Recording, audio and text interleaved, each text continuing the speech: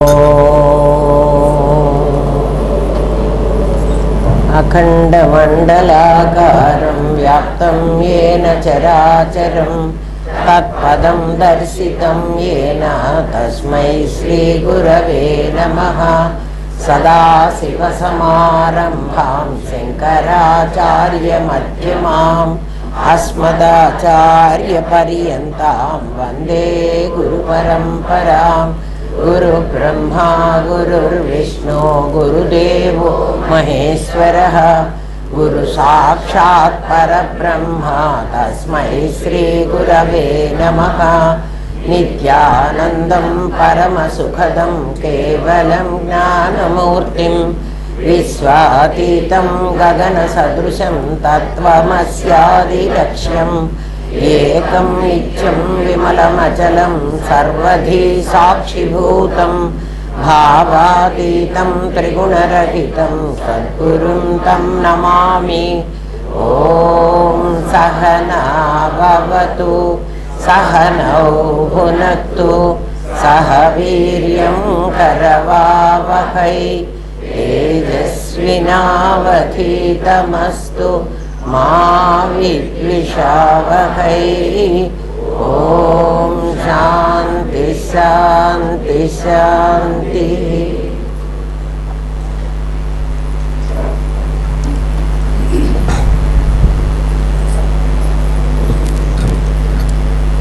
నిన్నటి వరకు సాధన చెప్పాం. రాత్రి మరి ఎంతమంది సాధన గురించి ఆలోచించారో నాకు తెలీదు. కానీ అరే మనం ఇన్నాళ్ళ బట్టి చేయటం లేదే అని మాత్రం బాధపడి ఉంటారు. అంతవరకు నేను చెప్పగలను. ఇంకా ఏం చేయాలో చెప్తా. ఇదంతా ఈ క్వశ్చన్ అంతా సాధనే. అంటే సాధన ఎలా చెయ్యొచ్చు, ఇందెందు వెదకి చూచిన అందందే కలదు అని చెప్పాడు ప్రహ్లాదుణ్ణి. మీ విష్ణువు ఎక్కడున్నాడురా అంటే నీకు చూసే కళ్ళు ఉండాలే కానీ ఎక్కడెక్కడ చూస్తే అక్కడెక్కడే విష్ణువు ఉంటాడు. కాబట్టి ప్రతి పనిలో కూడా నీకు ఆ బ్రహ్మజ్ఞానం కలగాలి. ఎందుకంటే నీకు సిద్ధాంతం తెలిస్తే కదా. ఆ కలిగించేది కూడా నీ మనస్సే. ఎందుకు మనస్సుకే అంత ప్రాముఖ్యం ఉంది అంటే సద్ఘన చిద్ఘన ఆనందఘనమైన పరమాత్మ ఏం కదలడు మెదలడు, ఏం చెయ్యడు. వీడిలో నుంచి వీడు జీవుడు, వీడు కాదు జీవుడు. ఇది మన శరీరం. దీంట్లోకి ప్రవేశించి మీకు కనపడకుండా లోపల ఉన్నటువంటి ఈ అయస్కాంత శక్తి ఏదైతే ఉందో అది నఖశిఖ పర్యంతం ఉంటుంది. నఖశిఖ పర్యంతం ఉందని మీరు ఎట్లా చెప్పగలరండి అని అంటే ఇక్కడ ఇది అయస్కాంతమేనేమో. ఇక్కడ తగిలిస్తే కూడా పిన్ అయితే తగులుకుంటారు. దీనికంటే బరువు అయింది, తగులుకోలేదు. దీనికంటే బరువు అయింది నాన్న. ఒకసారి చిన్నవి కూడా ఉన్నాయి కదా. ఇది ఏమిట్రా ఇదే. ఇదైతే గముఖం తగులుకుంటుంది. ఏం పెద్దగా అయిందంట. ఇది తగిలిద్దా? చైన్ తగులుకుంటుందా? చైన్ తగులుకోదేరా.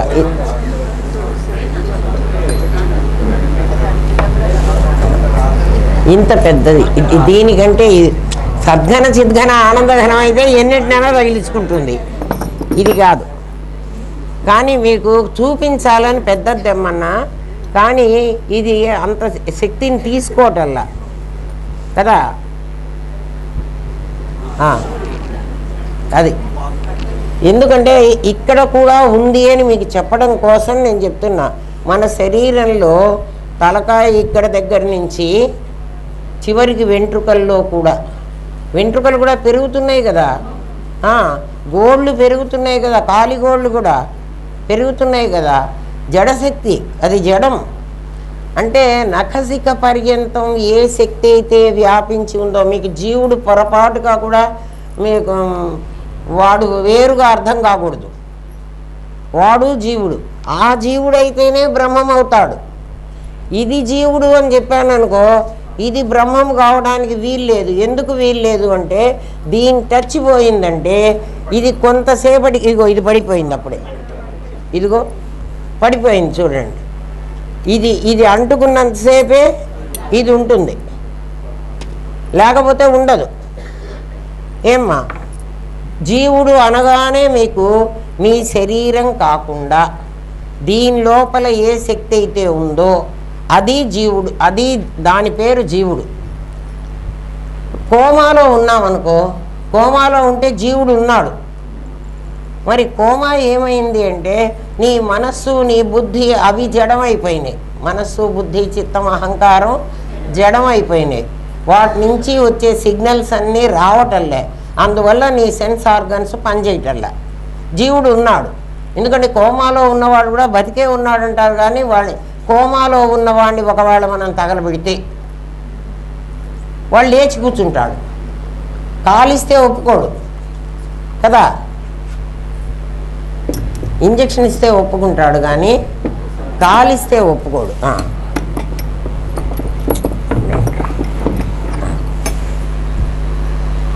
కాబట్టి జీవుడు ఎక్కడున్నాడో మీకు తెలిస్తే మన ఏవ మనుష్యాణం కారణం బంధమోక్షయో, నీ బంధానికి నీ మోక్షానికి మనస్సే కారణమవుతోంది.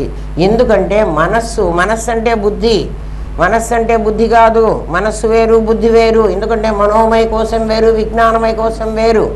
మనకి కోశాలుగా చూపించేటట్లయితే నాకు ఏ కోశంలో నీ మీద ప్రేమ లేదురా, ఏ కోశంలో నువ్వంటే నాకు ద్వేషం లేదురా అంటాం. అంటే ఏ కోశంలో అంటే నీకు కోశాలు తెలుసునా అంటారా అనరా కదా. నాకు ఏ కోశంలో నీ మీద ద్వేషం లేదు. మీరు మాట్లాడే మాటలే, ఎందుకంటే మీరు పరబ్రహ్మ స్వరూపులే, మీకు తెలియలేదు, మర్చిపోయినారు. కానీ మీ మాటలన్నీ అట్లాగే ఉంటాయి. ఎంత తెలియని వాడు కూడా నా చెయ్యి నా కాలు అంటాడు, కానీ నేను చెయ్యి నేను కాలు అన్నాడు. అట్లాగే నా మనస్సు అంటున్నాడు. మనస్సు కూడా నీకంటే వేరుగా ఉంది. ఆ మనస్సు ఏం చేస్తూ, మనస్సు అంటే బుద్ధి చిత్తం అహంకారం 4 కలిసి అని గుర్తుపెట్టుకోండి. మనస్సు విడిగా ఉండదు. మీకు కోశాలు చెప్పేటప్పుడు మనస్సు విడిగా ఉంది, అది సంకల్పాత్మకమైంది అని చెప్తాం. కానీ నిజంగా అయితే విచక్షణ జ్ఞానం కలిగిన బుద్ధి అంటున్నా, అది విజ్ఞానమయ కోసం, అది కర్తృత్వం వహిస్తుంది. నేను కర్తని అంటుంది. చూడండి, ఏ పని చేసినా కళ్ళు చూస్తే నేను చూశాను అంటుంది, నేను నడిచొచ్చాను అంటుంది. కాళ్ళు నడిచినే కానీ నేను నడవలేదు కదా. మరి ఈ నడిచొచ్చిన నేను, దీంట్లోకి వచ్చిన కరెంటు అయిన నేను నడిచొచ్చింది. అసలు ఈ నేను నడిచి రాదు, ఎందుకంటే దీనికి కాళ్ళు లేవు. ఇందులో ఉన్న నేనుకే నీ దగ్గర ఉన్న ప్రకృతి అని చెప్పానే, ఇది ప్రకృతి. ఇది పంచభూతాత్మకమైన పాంచభౌతికమైన మన శరీరం. దీంట్లో వచ్చిన జ్ఞానం మాత్రమే నీ జ్ఞానం. అందుకే ఇది లిమిటెడ్. ఇది ఎంత ఉందో అంత మాత్రమే ఉంటుంది. ఇది ఎక్కువైపోతే దీంట్లో ఉన్న జ్ఞానం దీంట్లోకి రాలేదు. ఇది ఎంత తీసుకోగలదో అంతే తీసుకుంటుంది. దాన్ని ఆభాస జ్ఞానం అన్నాం. ఎందుకని దాన్ని ఆభాస అన్నామంటే ఇది తీసుకున్నంతసేపే ఉంటుంది. తీసుకునే కనెక్షన్ ఎప్పుడు పోతుందో అప్పుడు ఇందులో ఉన్న జ్ఞానం లేకుండా పోతుంది. ఇది ఉంటుంది. ఇప్పుడు మరణం అనేది ఎందుకు జరుగుతోంది, ఎలా జరుగుతోంది అంటే మరణ సమయంలో ఇది దీని శక్తిని తీసుకోవడం మానేసింది. ఎందుకు మానేస్తుందండి? ఇందా నుంచి తీసుకుంది కదా, ఇప్పుడు ఇంతట్లోకి ఏం రోగం వచ్చింది? ఇప్పటిదాకా నాతో వాడు బాగానే మాట్లాడాడు, ఇంతట్లోకి వాడు చచ్చిపోయినాడు అన్నారు, అప్పుడే మాట్లాడి వెళ్ళిపోయి ఉంటాడు. వాడు ఇంటికి పోయేప్పటికీ అయ్యో చచ్చిపోయినాడు అన్నారు, అయ్యో ఇప్పుడే కదా మాట్లాడిపోయినాడు అంటున్నాం. అంటే ఆ కొంచెం సేపట్లో ఏమైంది, ఆ బల్బులో ఫిలమెంట్ పోవడానికి ఎంతసేపు పడుతుంది? ఆ ఫిలమెంట్ ఏం చేసింది? కరెంటుని తీసుకుంటోంది. పాతకాలంలో బల్బు గుర్తు చేసుకోండి. ఎల్ఈడి బల్బుల సంగతి నాకు తెలీదు. పాతకాలంలో బల్బులని ఉండేవి. వాటిల్లో 4 ఇట్లా సన్న తీగలు ఉండేవి. ఆ 4 కలిపి ఒక తీగ చుట్టుకుని వస్తుంది. కావాలంటే బల్బు చూడండి. ఈ 4 చుట్టుకున్నది కనుక ఏమాత్రం కట్ అయినా ఈ 4 జాగ్రత్త స్వప్న సుషుప్తి స్తురియ అనేటువంటి 4 అవస్థలు. దాంట్లో ఉన్న గ్యాసు అవి కాదు వెలగటం, దానివల్ల ఆ బల్బులో ఒక గ్యాస్ ఉంది. మీరు బల్బు పగలగొడితే మీకు తెలుస్తుంది, అందులోంచి గ్యాస్ బయటకు వస్తుంది. అది వెలుగుతున్నది. నీకు కాంతి ఇచ్చేది ఆ లోపల ఉన్న గ్యాస్. ఈ కనెక్షన్ వల్ల ఇది ఎప్పుడైతే పోతుందో అది వెలగదు, అంటే ఆ గ్యాస్కి ఆ కనెక్షన్ రాదు, దాంతో పోతున్నది. కాబట్టి జీవుడు చనిపోయినాడు అని చెప్తే ఏ వ్యక్తి అయినా దాంట్లోకి వచ్చేటువంటి కరెంట్ పోయింది, అందుకని తెలివి తప్పింది, ప్రాణం పోయింది అంటాం. సర్వే సర్వత్రా ఉన్న ప్రజ్ఞ తప్పలే. ఏం తెలివి తప్పింది అంటే వాడికి కళ్ళు చూడడం మానేసాయి, చెవులు వినడం మానేసినాయి. ఇవన్నీ ఎందుకు జరుగుతున్నాయంటే దాని కనెక్షన్. నీ కన్ను నిజంగా చుట్టలే. నేను చెప్పాను కదా, బల్బు నేను గదిలో వాటిని అన్నింటినీ వెలిగించాను అని బల్బ్ అనడానికి వీల్లేదు. కరెంటు లేకపోతే బల్బు గదిలోనే ఉంటుంది, ఏం వెలగదు కదా. అందుకని జీవుణ్ణి గురించి చాలా జాగ్రత్తగా ఆలోచించండి. ఇప్పుడు మీకు చెప్తున్నాడు, ఊరికే కూర్చో, నువ్వేం ధ్యానం చేసుకో, అట్లాంటివన్నీ ఏం చెప్పవాకండి. అంటే ఇదివరకు మీరు చెప్పారు కదండి అంటే ఇదివరకు వాళ్ళకి చెప్పాం. 1వ క్లాసులో చెప్పిన పాట 2 1 2 2 4 అనమంటే వాడు డిగ్రీకి వచ్చిన తర్వాత కూడా 2 1 2 అనమంటామా? అనకూడదు. వాడిని మళ్ళీ మొదటి నుంచి లెక్క పెట్టుకొని 2 5 10 2 6 12 అంటుంటే వాడిని చావ కొడతారు. ఎందుకురా మళ్ళీ 2 1 2 నుంచి మొదలు పెట్టావురా అంటారు కదా. ఆ లెవెల్లో మిమ్మల్ని ధ్యానం చేసుకోమన్నాం. ఎందుకంటే కాన్సన్ట్రేషన్ ఒక చోటగా ఉంటే, ఎందుకు ఒక చోట ఉండాలి అంటే ఇంద్రియాలన్నీ బహిర్గతమై వేరువేరుగా ఉన్నాయి. వాటినన్నిటినీ ఒక చోట చేరిస్తే, ఎట్లాగైతే భూతద్దాన్ని పెట్టి సూర్యకిరణాలన్నీ ఒకచోట కేంద్రీకరిస్తే కింద ఉన్నది అంటుకుని మండుతుందో, నీ ఇంద్రియ జ్ఞానం అంతా ఒక చోటికి పెట్టాలి. దాన్ని ఏకాగ్రత, కాన్సన్ట్రేషన్. నీ కాన్సన్ట్రేషన్ కుదరడం కోసం నిన్ను కళ్ళు మూసుకోమని, ఏ శబ్దాలు వినద్దని, నిటారుగా కూర్చోమని, నీ కుండలిని సహస్రానికి పంపించరా, ఆ పైనుంచి కిందికి వచ్చింది, అది నిద్రపోతోంది, అందుకని ఉత్తిష్టత, జాగ్రత్త, మెళుకో తెచ్చుకోరా అని చెప్తాం. ఆల్రెడీ నీకు మెళుకో వచ్చిన తర్వాత ఇప్పుడు నువ్వు కళ్ళు మూసుకోక్కర్లేదు. అందుకే ప్రహ్లాదుడికి ఏం చెప్పాడు, పానీయంబులు త్రావుచున్ కుడుచుచున్ భాషింపుచున్. నీతో మాట్లాడుతూ కూడా నువ్వు బ్రహ్మ విద్య. అందరూ అంటారు వాళ్ళు ఆధ్యాత్మికంగా ఉన్నారు. అసలు వాళ్ళకి ఏం తెలుసో నాకు తెలియలే. ఆధ్యాత్మికం అంటే ఏమిటో తెలియదు.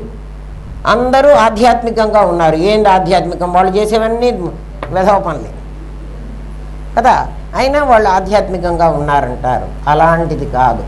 ఇప్పుడు ధ్యానం అట్లా చేయక్కర్లేదు. మీరు కూర్చొని ఏం చేస్తారంటే సైలెంట్గా కూర్చోండి, ఏం మాట్లాడవాకండి. మీ మనస్సు దేని మీదకి వెళుతుందో ముందు చూడండి. అమ్మ అట్లా ఊరికే కూర్చుంటే మా మనసు దేని మీదకి వెళ్తుందో మాకు తెలియదు, ఎందుకంటే మీరు అట్లా కూర్చోమన్నారు, కూర్చున్నాం, తర్వాత ఏవో చాలాసేపటికి కానీ మాకు ఆలోచనలు రాలేదు.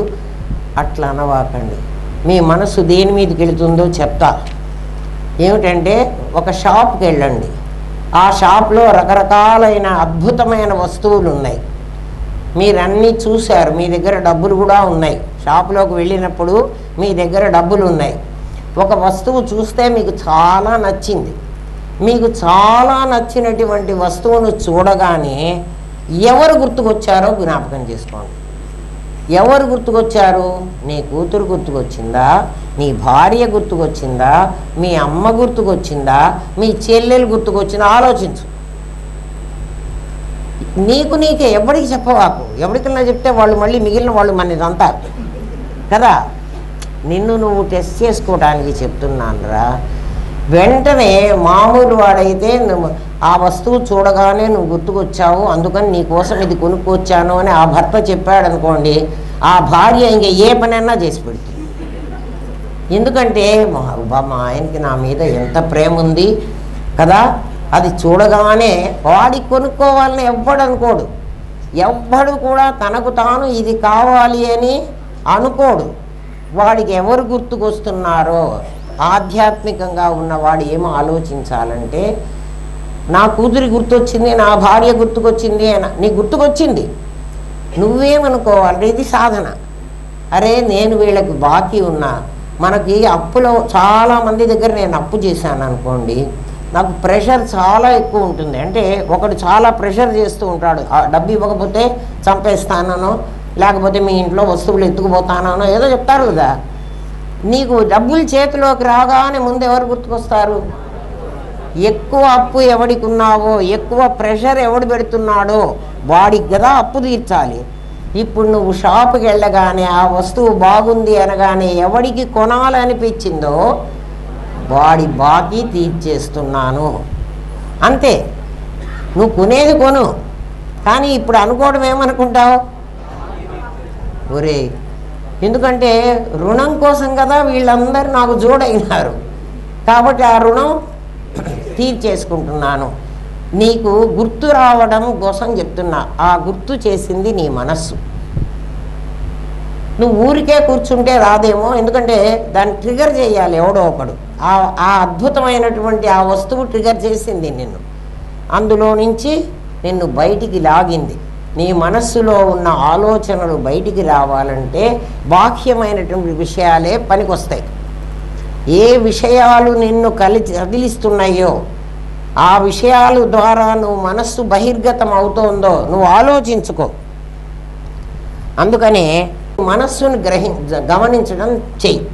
నీ మనస్సు దేన్ని గురించి ఆలోచిస్తోందో, ధనం కావాలందా, బంగారం కావాలందా, లేటెస్ట్ బట్టలు కావాలందా. భగవద్గీతలో అదే చెప్తాడు. ఒకడికి నలుగురు భార్యలు ఉన్నారు, మీకు ఈ కథ చెప్పే. ఒక ఆమెమో లేటెస్ట్ మెడిసిన్స్ కావాలి, ఆమెకి అన్ని రోగాలు అన్నమాట, మందులన్నీ తెమ్మంటుంది. ఒక ఆమెమో లేటెస్ట్ బుక్స్ తెమ్మంటుంది. ఇంకొక ఆమెమో అట్లాంటివన్నీ మార్కెట్లో కొత్త ఇంకోటి ఏమిటి ఇంకోటి ఏదో తెమ్మంటుంది. ఒక్క భార్య మాత్రం, నలుగురు భార్యలు ఆ షావుకారికి, ఒక్క భార్య మాత్రం నువ్వు హాయిగా ఆరోగ్యంగా తిరిగి రా నాయన, నువ్వేం తేవద్దు అని చెప్తుంది. ఏం తేక్కర్లేదు, నాకేం అవసరం లేదు, నువ్వు ఆరోగ్యంగా తిరిగి వస్తే చాలా ఉంటుంది. వీడు పాపం బజార్లో అన్నీ ఎవరికి కావాల్సినవి వాళ్ళకు కొన్నాడు. ఆ స్టేషన్కి వచ్చి కూర్చున్నాడు, రైలు ఎక్కాలి ఇంకా. అప్పుడు వాడికి అరే నేను ఈమెకి ఏమీ తీసుకుపోవటం లేదే అని అనిపించింది. పాపం ఆమె కూడా భార్యే కదా, తీసుకుపోవట్లేదని అనిపించింది వాడికి. అనిపిస్తే ఆ పక్కన ఎవరో, ఆ పక్కన ప్యాసింజర్లు ఎవరో కూర్చుంటారుగా ఆ బెంచీల మీద కుర్చీల మీద. వాడు ఏమిటయ్యా ఆలోచిస్తున్నావు అని అడిగాడు. ఏం లేదు, నాకు నలుగురు భార్యలు ఉన్నారు, వాళ్ళు ఇవి అడిగారు, మరి వాళ్ళకి అన్నీ తీసుకున్నాను, ఒక ఆమె మాత్రం ఏం అడగలేదు, మరి ఆమెకి ఏం తీసుకుపోవటం లేదు. అంతా ఎందుకు బాధపడతావయ్యా, ఆమె ఏం చెప్పింది, నువ్వు ఆరోగ్యంగా తిరిగి రమ్మంది, వీళ్ళవన్నీ వీళ్ళకి పంపించేసి నువ్వు ఆమె దగ్గర ఉండు అని చెప్పేశాడు. వాళ్ళందరివి వాళ్ళకి పంపించేశాడు, ఈమె దగ్గర ఉన్నాడు కదా. అట్లా ఇది కావాలి అది కావాలి అని అడిగిన వాడు భగవంతుడు అవన్నీ ఇస్తాడట వాడికి కదా. నువ్వే కావాలి అన్న వాడి దగ్గరికి వాడే వచ్చి ఉంటాడట. మరి వాడే కావాలంటారో ఇవి కావాలంటారో, మీ మూడు ఆ ముగ్గురు భార్యలు, భగవద్గీతలో అదే చెప్పింది. మీ మూడు ఖచ్చితంగా రా, నేను చెప్తున్నది ఏం అబద్ధం కాదు, ఇది నేను చెప్పింది కాదు, నిగమని చెప్తోంది. మీకు మొదటి నుంచి మీకు ఇదే అలవాటైంది కాబట్టి, మీ నాన్న ఇదే చేశాడు, మీ తాత ఇదే చేశాడు, మీ ముత్తాత కూడా ఇదే చేశాడు, అందుకని ఇదే కరెక్ట్ ఏమో, కానీ వాళ్ళు చేసిందంతా తప్పు. ఈ ముగ్గురిని గురించి మీకు ఎవ్వడూ చెప్పలే. మీకు చెప్పకపోవడం వల్ల మీకు ఆ అవకాశమే దొరకలే. ఇంకో మార్గం ఉందని తెలిస్తే కదా, ఒకటే మార్గం, ఆ మార్గంలోనే పడ్డారు. ఏదో ఆనందధామానికి ఎట్లాగో మీ పుణ్యం, ఏదో పుణ్యం ఉంది, ఉండకపోతే ఇక్కడికి రారెవ్వరు. ఇది మీ చెవున పడదు. ఇది పడితే ఏం చేస్తుందంటే, ఇప్పుడు కాకపోతే రేపైనా అరే నేను తప్పు చేస్తున్నానే ఈ దారిలో, ఎందుకంటే వై జంక్షన్లో నేను ఏ మార్గం ఎన్నుకుంటున్నాను అని నీకే అర్థమైపోతుంది.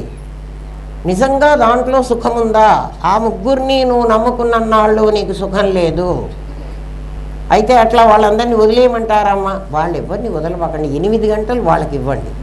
మీ టైంలో 16 గంటలు మీకోసం ఉపయోగించుకోండి. 8 గంటలు నిద్రపోవాలి, 8 గంటలు వాళ్ళకి ఇవ్వాలి, ఇంకా 8 గంటలు ఉంది. మీరు ఆ 8 గంటలు కూడా ఆ ముగ్గురి కోసమే పెడుతున్నారు. అది తప్పంటున్నారు కదా. పెట్టవాకండి. మీ గంటలు మీరు దాచుకోండి, మీ డబ్బులు మీరు దాచుకోండి అన్నట్టుగా మీ గంటలు మీరు దాచుకోండి, మీకోసం ఉపయోగించుకోండి. మీరు ఊరికే కూర్చుంటే నీకు ఏదేదైతే తోస్తున్నదో మనసు అయితే ఊరుకోదమ్మా. ఎందుకంటే దానికి ఎప్పుడు కూడా ఆలోచించేదే దాని పని. నామరూపక్రియలు దానివల్లే కదా శరీరం వచ్చింది కదా. అది ఆలోచిస్తూ ఉంటుంది. ఆ ఆలోచించేవన్నీ దేన్ని గురించి ఆలోచిస్తున్నాయి అంటే అవన్నీ అనాత్మలు. ఎవరు ఆలోచిస్తున్నారు అంటే అది ఆత్మ. ఏమ్మా, మీరు దాన్ని వేరు చేసుకోవడానికి చెప్తున్నా. ఆలోచించే నేను ఆత్మ. ఏ ఆత్మ? జీవాత్మ. మళ్ళీ మర్చిపోవాకండి, జీవాత్మ, నేను కాదు. జీవాత్మ. జీవ ఏదైతే అయిందో అది ఆలోచిస్తోంది. అంటే ఎవరది? నీ మనస్సులో చేరినటువంటి ఈ శక్తి. ఇందులో 24 ఉన్నాయి. ఈ 24 కూడా ఈ కరెంటు వాటి అన్నిటికీ పాస్ అవుతోంది కదా. అది మనస్సు అనాత్మని గురించి ఆలోచిస్తోంది అని ముందు గ్రహించు. ఆత్మని గురించి ఆలోచించడానికి వీల్లేదు, అనాత్మని గురించే ఆలోచిస్తుంది. ఎందుకంటే ఆత్మ తానే కాబట్టి తన్ని గురించి తను ఆలోచించాల్సిన అవసరం లేదు. నా ఆలోచించేది నాకంటే వేరుగా ఉంటుంది ఖచ్చితంగా. ఇప్పుడు నువ్వు గ్రహించావు. ఏం గ్రహించావు? నా మనస్సు అనాత్మని గురించి ఆలోచిస్తోంది. ఆలోచిస్తూ ఉన్న నేను ఆత్మని, అది కాదు. ఇది చూసేది, అది చూడబడేది. నీకు కనిపించింది కదా, అది దృశ్యం. నువ్వు ద్రష్టవి. నువ్వు ద్రష్టవి అంటే నువ్వు చూస్తున్న వాడివి. మనం అందరం ఏమనుకుంటామంటే చూడబడుతున్న వస్తువునే నేను అనుకుంటున్నాం. నువ్వు చూసేవాడివి. ఆలోచన లేకుండా కొంచెం సేపు కూర్చో. ఆలోచించావు కదా, ఇప్పుడు ఇది అనాత్మ అని అనుకున్నావు. ఇప్పుడు నువ్వు ఉన్నావా అని అడుగుతా. నువ్వు అడుగు నీ ఆత్మని, నువ్వు ఉన్నావా అని అడుగు. ఉన్నాను అని అంటావు. నీవు ఉన్నావని నీకెవరు చెప్పారు అని అడుగు దాన్ని. అంటే నాకు నేనున్నానని నా మనస్సే చెప్పింది. లేకపోతే చెప్పడానికి ఎవడు లేకపోతే మనస్సు చెప్పింది కదా, నువ్వు ఉన్నావు అని చెప్పింది. నేనున్నానా అని అడుగు. నువ్వు ఉన్నావు అని చెప్పింది. ఎవరు చెప్పారు అంటే నీ మనస్సే చెప్పింది. ఆ మనస్సు నీకంటే వేరా అవునా? ఇందాక అన్నిటినీ అనాత్మ అన్నావు, ఇప్పుడు మనస్సును కూడా అనాత్మ అనబోతున్నావు. నువ్వు అర్థమవుతోందా? నీవు ఉన్నావు అని చెప్తోంది. నేనున్నానా అని అడుగు దాన్ని. ఇదంతా నీకు సాధన. అదేం చెప్తోంది? నువ్వు ఉన్నావు అంటోంది కదా. నీవు ఉన్నావని నీకెవరు చెప్పారు? నీ మనస్సే చెప్పింది. అంటే నువ్వు శరీరంగా భానుమతిగా ఉన్నావా? దాన్ని అడుగు. నేను భానుమతిగా ఉన్నావా అని అడుగుతున్నా. మీరు మీ పేర్లు చెప్పుకుని ఆ పేరుగా ఉన్నావా? కాదు. అది చెప్తుంది నీకు. భానుమతి నీ శరీరం, నువ్వు కాదు. నేను అనేది నా జ్ఞానం. నా జ్ఞానంగా నేనున్నానని నా మనస్సు నాకు చెప్తుంది. మీ మనస్సే మీకు చెప్తుంది నువ్వు జ్ఞానంగా ఉన్నావు, తెలివిగా ఉన్నావు. తెలివి నీవు. తెలివి తానని మాటి మాటికి తేటపడగా తెలియనేరక దేవుడు అన్యుడటంచు వెతికిది. గురువుగారు చెప్పింది ఏమిటి అంటే, తెలివి అంటే నువ్వు సైలెంట్గా కూర్చుని ఇట్లా అడిగినప్పుడే నీ తెలివి మాట్లాడుతుంది. లేకపోతే అది ఆ మూడిటే చూపిస్తుంది. ఏం లేకుండా ఏం లేదు. దానికి బాగా అలవాటైనవి అనాత్మల్ని చూపించడమే కాదు, అది నీకు కావాలి అని చెప్తుంది. అది నువ్వు ఎలాగైనా పొందు అని చెప్తుంది. నువ్వు అదే సంపాదించుకో అని చెప్తుంది. అదే నీ జీవిత లక్ష్యం అని కూడా చెప్తుంది. జీవిత లక్ష్యం అట. మనిషి ఎందుకు పుట్టాడరా అంటే ఈ సంపదంతా అక్వైర్ చేయటానికే, గ్రాబ్ చేయటానికే. ఇప్పుడు మనం చేస్తున్న పని అంతా ఏమిట్రా? ఎవడైనా ఒకడు కోటి రూపాయలు సంపాదించుకున్నాడు అంటే 1 కోటి మంది ఒక్కొక్క రూపాయి పోగొట్టుకున్నారనే కదురా అర్థం. వాళ్ళకి పోకపోతే వీడి దగ్గర కోటి చేరవు కదా. ఆలోచించండి. అంటే నా మనస్సు ఏం కోరుతోంది, నాకు కోటి కావాలి అని అనుకుంటున్నానంటే 1 కోటి మంది దగ్గర ఉన్న డబ్బులన్నీ నాకు రావాలి. దాంతోపాటు నాయన 1 కోటి మంది పాపాలు కూడా నీకే వస్తాయి. ఎందుకురా చాలా డబ్బున్న వాడికి రోగాలు వస్తాయి అంటే 1 కోటి మంది పాపాలు వాడు తీసుకున్నాడు. ఎన్ని సిఆర్లు సంపాదించుకున్నావో అన్ని రోగాలు నీకు వస్తాయి. వస్తే ఏం పర్వాలేదులేండి, నాకు పెద్ద పెద్ద హాస్పిటల్స్ తెలుసు, వాటన్నిటికీ పోతాను, ఇవన్నీ కోట్లన్నీ ఖర్చు పెడతాను, ఏం పర్వాలేదు. కానీ ఆ కోట్లన్నీ నీ ఆరోగ్యాన్ని, ఏ ఆరోగ్యం అయితే పాడు చేసుకుని, ఎందుకంటే నేను చాలామంది వయస్సులు ఉన్నారు నాకంతా, పిల్లలు వీళ్ళందరూ షాపులకు పోతారు, పొద్దున్న టిఫిన్ తిని షాప్కి వెళ్తారు. షాపు నుంచి 4 అయినా 5 అయినా పాపం ఆ భార్య అట్లనే కూర్చుంటుంది, వాడు వస్తే తిందాంలే అని. వాడు 4 అయినా 5 అయినా రాడు. ఎందుకంటే గిరాకులు వస్తుంటే ఎట్లా మా పొమ్మంటారు, గిరాకులు వస్తున్నాయి వాడికి. అంటే నీ తిండి కూడా నువ్వు తినకుండా, ఆలోచించరా, నేను అబద్ధం చెప్పట్లేదురా, నీ తిండి కూడా నువ్వు తినకుండా నువ్వు ఆ గిరాకులతో డబ్బు సంపాదించాలనుకుని నీ ఆరోగ్యాన్ని లెక్క చేయకుండా నువ్వు ఆ డబ్బు సంపాదిస్తే రేపు ఈ డబ్బంతా ఇస్తా డాక్టర్ గారు, ఎంత ఖర్చు అయినా పర్వాలే, నా రోగం నయం చేయండి అంటే, నాయన 4th స్టేజ్లో ఉందిరా నీ క్యాన్సరు, నేను కాదు కదా, ధన్వంతరి వచ్చినా కూడా నయం చెయ్యలేడు, ఈ డబ్బంతా ఇస్తా. ఇంకా ఏ డబ్బైతే సంపాదించి వాడు దాచిపెట్టాడో ఆ డాక్టర్ గారు ఆ డబ్బంతా నాకు వద్దన్నారు. కానీ ఖర్చు అవుతూనే ఉంటుంది, చాలా ఖర్చులు పెట్టాల్సి వస్తుంది. ఎందుకంటే ఇంతమంది పాపాలు వాడే కదా తీసుకున్నాడు, ఇవన్నీ ఖర్చు పెట్టాల్సి వస్తుంది. అప్పుడు ఆ ఇంటి వాళ్ళు ఏమంటారంటే, ఈ పోయేవాడు తొందరగా పోయినా సరిపోతుంది, ఈ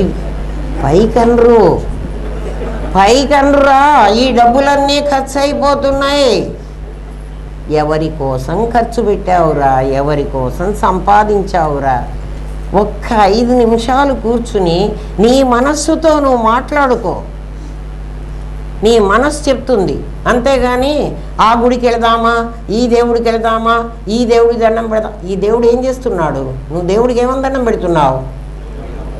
ఈ రోగం నయం చేయమని దండం పెట్టావు. ఒకప్పుడు ఈ దేవుడికి నువ్వేమని దండం పెట్టావు? ఆ 1 కోటి రూపాయలు నాకు రాను అని దండం పెట్టావు. వాళ్ళ 1 కోటి రూపాయలతో పాటు వాళ్ళ పాపం కూడా నీకే వస్తుంది కదరా నాయన. ఆలోచించు, అది కూడా నువ్వే అనుభవించాలి కదా. ఇది అనుభవించడానికి నువ్వు రెడీనా? అది అనుభవించడానికి నాకు అక్కర్లేదంటావా? ఆలోచించు. అయితే మేము డబ్బే సంపాదించొద్దా అండి? డబ్బు సంపాదించు.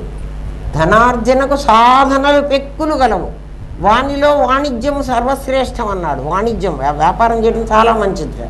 అయితే అన్యాయం వ్యాపారం కాదు, అధర్మం వ్యాపారం కాదు, ధర్మబద్ధమైన వ్యాపారం అన్నిటికంటే శ్రేష్టం. అది నువ్వు ఇప్పుడు అది అయిపోయిందిలే, వైరాగ్యం కూడా చెప్పాలి కాబట్టి చెప్తున్నా. ఎవడికి వాడికి నీ మనస్సుతో నువ్వు మాట్లాడుకో. ఏమని మాట్లాడుకుంటావంటే, నువ్వు శరీరానివే, నీ మనస్సే నీకు చెప్తే నువ్వు ఉన్నావా అని అడగండి. ఉన్నానంటుంది కదా, ఎలా ఉన్నావు అని అడుగు. నీ జ్ఞానంగా మాట్లాడుతున్నది నేనే అంటుంది. నీకు జ్ఞానము, నీకు అంతకుముందు జ్ఞానం లేదు, శరీరం ఉంది. అది ఆ స్థితి కూడా మాకు చెప్పండి ఎట్లా ఉందో. జ్ఞానం లేకుండా శరీరమే మాత్రం ఉన్న స్థితి చెప్పండి అంటే, నేను చిన్న పాపగా ఉన్నప్పుడు నా జ్ఞానం లేదు. ఎందుకంటే చిన్నపిల్లలు 2 దొడ్డికెళ్ళి ఆ దొడ్డినే తీసుకుని నోట్లో పెట్టుకుని తింటారు. చూసారా లేదా పిల్లల్ని? ఎందుకంటే వాళ్ళ జ్ఞానం లేదు, విచక్షణ జ్ఞానం లేదన్నమాట, వాళ్ళకి తెలియదు. మరి అటువంటి జ్ఞానం లేని స్థితి నీకుంది. నీ శరీరమే ఉండేటట్లయితే ఆ జ్ఞానం లేని స్థితి నీకు తెలుస్తుంటే, ఆ శరీరం ఉంది కదా, అప్పుడు జ్ఞానం లేదు కదా. ఇప్పుడు శరీరమే నేను అని ఎందుకు చెప్తావు? ఆ జ్ఞానం ఎందుకు చెప్తుంది? కానీ నువ్వు చెబుతున్నావు. ఎప్పుడు చెప్పానండి నేను? ఈ మొత్తం శరీరం నువ్వు కాదు అని చెప్తుంటే అవును ఒప్పుకుంటావు. పాఠం చెప్పాను ఎంతసేపు, అవునండి నేను శరీరం కాదు నా శరీరము అని అంటున్నాను అని. అక్కడెక్కడైనా ఒరే అది ఏదో జరుగుతోంది, అక్కడ ఏదో పూనీ చేశాడు మరి చూసావుట్రా అని అడిగాను అనుకో, నేను లేను నేను అంటున్నావా అంటలేదా? శరీరము నీవు ఒకళ్ళ ముందు విడదీసుకో, నీ శరీరాన్ని వేరు చేయి, నువ్వు వేరుగారా. మరి ఈ శరీరం ఎక్కడి నుంచి వచ్చింది నాకు? ఈ శరీరం ఎక్కడి నుంచి వచ్చిందంటే నా దగ్గర ఒక జ్ఞానం ఉంది, ఆ జ్ఞానము ప్రజ్ఞ ఉంది, నామరూప క్రియ అనేటువంటి ఒక ఆలోచన చేసింది. ఏం ఆలోచన? నామ అంటే ఆలోచన, పేరు కాదు, ఆలోచన చేసింది. ఆ ఆలోచన దేన్ని అనుసరించి చేసింది? వాసనను అనుసరించి చేసింది. ఇందాకే చెప్పానే, నువ్వు షాప్కి వెళితే ఎవరు గుర్తుకొచ్చారు? అది వాసన, అది వాసన. ఆ వాళ్ళకి నీకు కలిగినటువంటి రిలేషన్షిప్ బాకీ, అది రుణం. ఆ రుణం ఇప్పుడు తీర్చుకుంటున్నావు. నువ్వేమనుకున్నా, నేను గిఫ్ట్ కొనిచ్చాను నా వైఫ్కి అంటావు. నీ వైఫ్కి గిఫ్ట్ కాదు నువ్వు కొనిచ్చింది, అప్పు తీర్చేశావు. ఎంత తొందరగా అప్పులు తీరిపోతే అంత తొందరగా వాళ్ళు వెళ్ళిపోతారు. ఇంకా మీ ఇష్టం.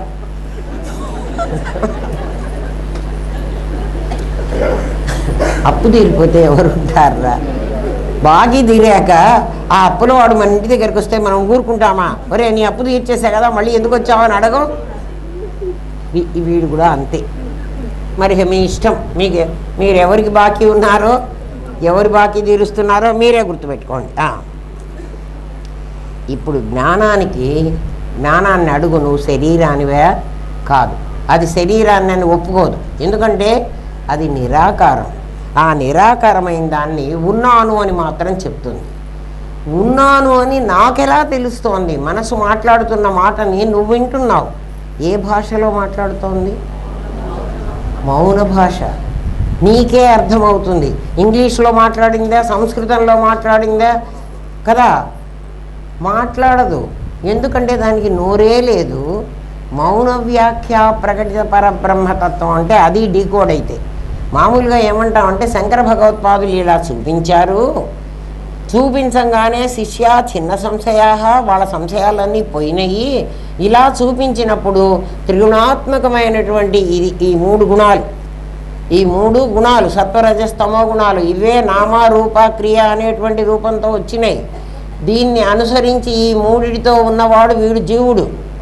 ఈ జీవుడిని, అందుకే వీడు జీవుడు కాబట్టే వీడు అన్ని పాయింట్అవుట్ చేస్తూ ఉంటాడు ప్రతి ఒక్కడిని. వాడు తప్పు, వీడు తప్పు. అందుకే ఈ చేత్తో నిన్నేం చెయ్యనియ్యారు. దేవుడికి పూజ చేయాలన్నా, ఎవరికన్నా బొట్టు పెట్టాలన్నా ఈ చేత్తో పెట్టకూడదు కదా. మీరు ఆలోచించండి, ఈ వేలుతో ఎందుకు పెట్టద్దన్నారు? ఈ వేలు ఎప్పుడు చెడ్డది అంటే అది చూడండి, ఈ ముగ్గురితో కలిసి ఉంటుంది ఎప్పుడు. దీన్ని బలవంతంగా ఉంచి ఇక్కడ నీ దగ్గరే ఉన్నాడు ఒకడు, వాడి దగ్గరికి చేర్చు. ఈ జీవుణ్ణి చేరిస్తే వీళ్ళిద్దరూ కలిసి ఇదిగో ఒక్క బ్రహ్మం అయిపోతాడు. ఈ రెండు వేళ్ళు కలిసి దీన్ని చిన్ముద్ర శంకర భగవత్పాదులు చూపెట్టింది ఇది. వ్యాఖ్య చేశారు శంకర భగవత్పాదులు. గురు సాక్షాత్తు పరబ్రహ్మ. ఆ పరబ్రహ్మ నీ లోపల ఆత్మరూపంగా ఉన్నది వాడే మాట్లాడతాడు నీతో మౌనంగా. మౌన వ్యాఖ్య అంటే అది వ్యాఖ్య. మౌనంగా నీకు చెప్తాడు. ఏమని చెప్తాడు అంటే,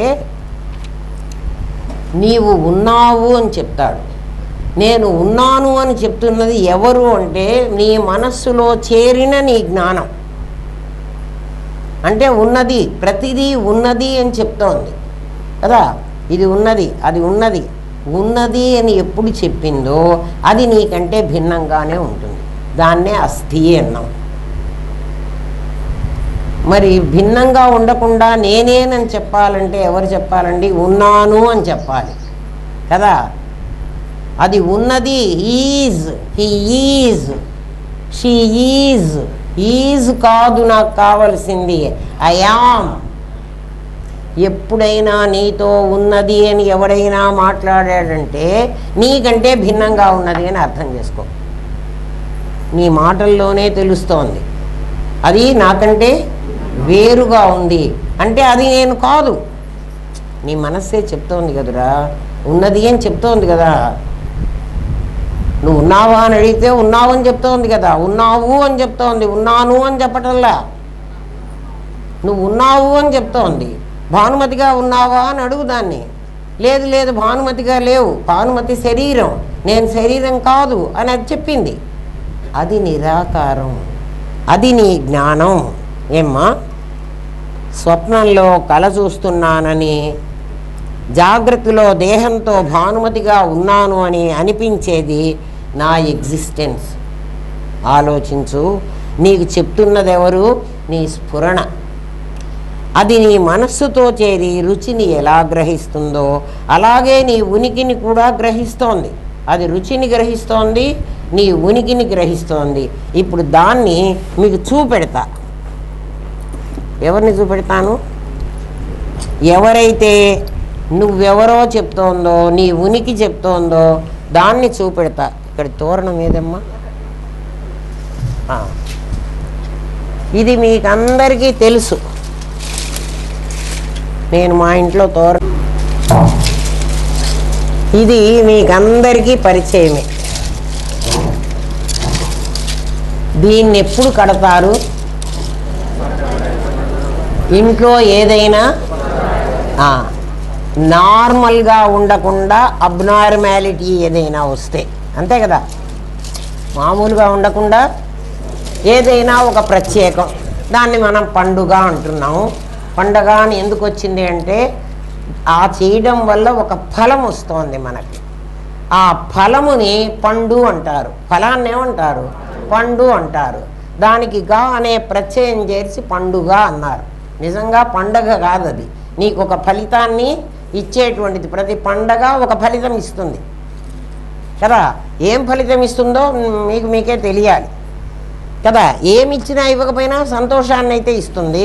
ఆ రోజు స్పెషల్గా వండుకుంటాం కదా, కొత్త బట్టలు కట్టుకుంటాం, ఏదో ఒకటి నార్మల్గా రోజులాగా ఉండకుండా వేరుగా ఉంటుంది. అటువంటి పండుగ రోజున ఇది కడతాం. ఇదే ఎందుకు కడుతున్నారు అంటే మామూలుగా ఉండకుండా, మామూలుగా సద్ఘన చిద్ఘన ఆనందఘనంగా పరమాత్మ ఉంటే అక్కర్లే. ఆయన జగత్తుగా ఏకహ అనేకో అహమస్మి అనుకున్నాడు. అందుకని ఒక తోరణం కట్టుకున్నాడు. ఈ తోరణం ఎట్లా కడుతున్నారంటే చూడండి, భగవద్గీత చెప్పింది ప్రమాణం. సూత్రే మణిగణా ఇవ అంది. సూత్రంలో పూసలు గుచ్చినట్టు ఈ జగత్తంతా ఏర్పడింది. ఈ జగత్తు కాకపోతే ఈ ప్రాణులన్నీ ఏర్పడ్డాయి. సూత్రే మణిగణ ఇవ. ఒక సూత్రంలో, ఒక సూత్రం అంటే ఒక దారం, సూత్రం అంటే దారం. ఆ దారంలో, అందుకే మనం పతంగులు ఎగరేస్తే కూడా సూత్రం అంటారు, దారం అది. ఆ దారంలో కనుక గుచ్చినట్లయితే పూసలు, దారం ఇట్లా పట్టుకుంటే, ఇట్లా పట్టుకున్నంతసేపు ఉంటుంది, ఇట్లా పట్టుకున్నాం అనుకో పూసలన్నీ రాలిపోతాయి. కాబట్టి సూత్రే మణిగణ ఇవ భగవద్గీతలో చెప్పినటువంటి సెన్స్ కాదు, ఇంకో సెన్స్లో చెప్పాడు. సూత్రంలో దారంలో గుచ్చినట్లు, దారంలో గుచ్చేది ఇది. డీకోడ్ చేస్తున్నా వినండి జాగ్రత్తగా. ఏం చేశాడు అంటే ఇది సూత్రం, ఇది దారం, తాడు కదా. దారం కట్టుకున్నా సరే, మీరు వైర్ కట్టుకున్నా సరే ఒక దారం. ఈ దారం లేకపోతే ఈ మామిడాకులు నిలబడవు. ఈ మామిడాకులు నిలబడడానికి ఈ దారానికి ఒక ముడి వేశారు. ఈ ముడి ఎట్లాడిదంటే ఇది తీసేస్తే ఈ ముడి నిజంగా ముడి కాదు. దీన్ని లాగేస్తే, నేను లాగలేకపోతున్నా, దీన్ని కనుక లాగేస్తే మళ్ళీ ఇది దారమే అవుతుంది. ఇవన్నీ ఇవి ఎక్కడెక్కడో వాళ్ళ తోటలో ఎక్కడో వచ్చినటువంటి మామిడి ఆకులు. ఈ మామిడి ఆకులన్నీ జీవులు. దీన్ని ఇందులో పెట్టి బంధిస్తున్నాం. ఇందాక మీకు శక్తి దీంట్లోకి వచ్చింది అన్నా కదా, దీంట్లోకి శక్తి రాలే. అందుకే ప్రతిదీ మీకు అంత అర్థమయ్యేంతవరకే అది చెప్తాం. ఆ తర్వాత ఇప్పుడు ఈ దారము దీన్ని ఎట్లా పట్టుకుంది, ఈ మామిడాకు తోరణాన్ని అయస్కాంత శక్తి దీంట్లోకి వచ్చి ఈ శక్తి పట్టుకున్నట్టు పట్టుకుందా? కాదు. కానీ ఏదో పట్టుకుంది. ఈ పట్టుకోవడానికి ఇక్కడ నేను ఒక ముడి వేశాను. ఈ ముడి రుద్రగ్రంథి, విష్ణుగ్రంథి, బ్రహ్మగ్రంథి. చూడండి, పువ్వులు కట్టేటప్పుడు ఇదిగో ఇట్లా వేస్తాడు. ఈ ముడి ఏమిటి అంటే, నేను ఇట్లా లాగితే ఇది తీసేసి ఇది మళ్ళీ నా దారం నాకు వస్తుంది.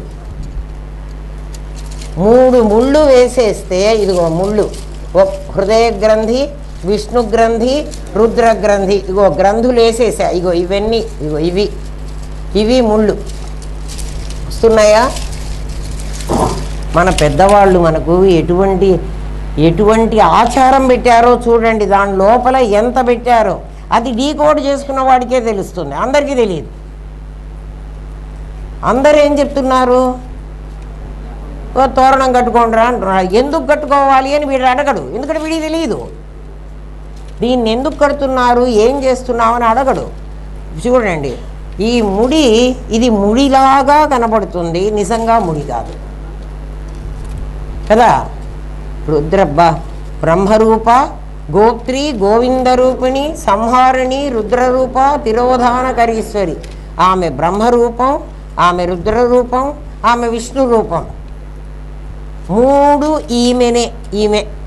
ఈమె ఎవరు అంటే, ఇది చూడండి, ఈమె ఎక్కడి నుంచి వచ్చింది అంటే, నా దగ్గర ఒక నార ఉంటే ఆ నారంతా కలిపి ఇదిగో వృత్తి, వాసనలన్నీ కలిపి వృత్తి చేస్తే, ఆ వృత్తిని 3 ముళ్ళు వేస్తే ఇదిగో ఇవన్నీ వేళ్లాడుతూ, ఇవన్నీ జన్మలు నాకు. ఈ జన్మ, ఈ ఆకు ఎండిపోతుంది. మామిడాకే ఎందుకు కట్టారంటే, మామిడాకు చెట్టు నుంచి కోసిన తర్వాత కూడా నీకు ఆక్సిజన్ని వదులుతూ ఉంటుంది, అందుకని మామిడాకు పెట్టారు. అది సైంటిఫిక్గా. ఇది ఎండిపోయిన తర్వాత మనం ఈ తాడు పారేయం, ఈ ఆకు తీసేస్తాను, ఇంకొక ఆకుని దీనికే కడతా. ఇప్పుడు ఇది ఉంది. ఈ తోరణంలో పోయేది ఏంటంటే ఇది ఎవరు అంటే, ఎవరు ముళ్ళేసుకుని దాన్ని కట్టుకొని ఉన్నారో, ఈ ముడి లేకపోతే ఇది ఉండదు. ఈ ముళ్ళు 3 ముళ్ళు వేసాం కదా, దాన్ని ఇట్లేసారు కదా. మీరు పూలు కట్టేటప్పుడు ఏం చేస్తున్నారే, ఒక ముడి వేశారు, మళ్ళీ ఇదిగో 2 ముళ్ళు వేశారు, ఇదిగో ఇక్కడ వేసి 3 ముళ్ళు వేశారు. ఈ ముడిదే మీరు పూలు ఇట్లాగే కడుతున్నారు. పూలు కట్టి దారంతో గొంతుకు బిగించి సూది గుచ్చలే, అట్లా కట్టేయలే భగవంతుడు మన ఎట్లా కట్టేశాడు? సూత్రే మణిగణాయువ. ఆ అర్థం కాదు. అది ఎందుకు కాదు అంటే, అట్లా కడితే ఊడిపోయేవి కదా. వీళ్ళందరూ మనం జీవులు. ఈ జీవులన్నీ ఒక తాడుకు కట్టేసుకుని దృష్టి జ్ఞానమయీం కృత్వా పశ్యేత్తు బ్రహ్మమయం జగత్. ఈ తాడులో కూడా నీకు బ్రహ్మమే కనపడుతున్నాడు. కనపడ్డా కనపడలేదా? ఇప్పుడు నువ్వు ఆలోచించు, నిజంగా నువ్వు ఇట్లా ఇందాకట్లాగా ఇది వేసుకోలేదు. ఆ సెన్స్లో నీకు అంతవరకే అర్థం కావాలి. నువ్వు నిజంగా ముడి పెట్టుకోలే. ముడి గనక పెట్టుకున్నట్లయితే నువ్వు అందులోంచి బయటపడలేవు. దీన్ని గట్టిగా ముడేసేసాను అనుకోండి, ఇట్లా లాగితే రాదు. ఇప్పుడు ఇది లాగంగానే ఇది ఊడిపోతోంది అంటే, దీన్ని పట్టుకుండేటువంటి శక్తి తాడు కోల్పోయిందా? పోలే.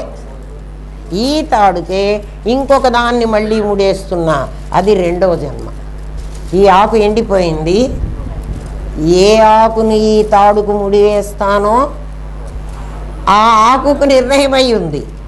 ఏ ఇంటికి ఇది వెళ్ళాలో అది నిర్ణయం. దాన్ని భగవన్ నిర్ణయం.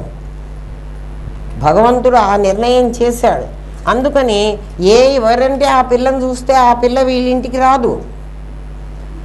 ఏ పిల్ల వీళ్ళింటికి రావాలో అదే వస్తుంది. ఇప్పుడు అర్థమవుతోందా భగవంతుడి ప్లాన్ ఎంత గొప్పదో? సూత్రే మణిగణా ఇవ. ఇది సూత్రంలో మణుల వలె గుచ్చుకున్నారు అంటే ఇప్పటి వరకు మనకు అర్థమైంది.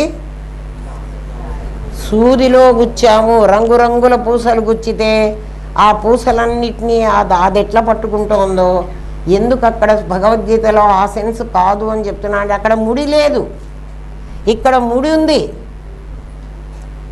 ఎందుకంటే అమ్మవారు ముడేశానని చెప్పింది.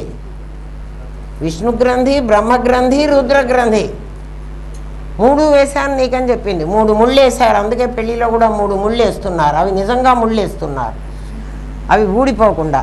ఇవి నిజంగా ముళ్ళు కావు. సృష్టి ఇలా జరిగింది. మీకు చెప్దామంటే ఎట్లా చెప్దాం రా వీళ్ళకి అని అనుకుంటే నాకు మా ఇంట్లో ఆ తోరణం కనిపించి అమ్మ అది తీసుకురావే అని చెప్పా. ఇది తీసుకొస్తే చూడండి, మీకు అర్థమైందా?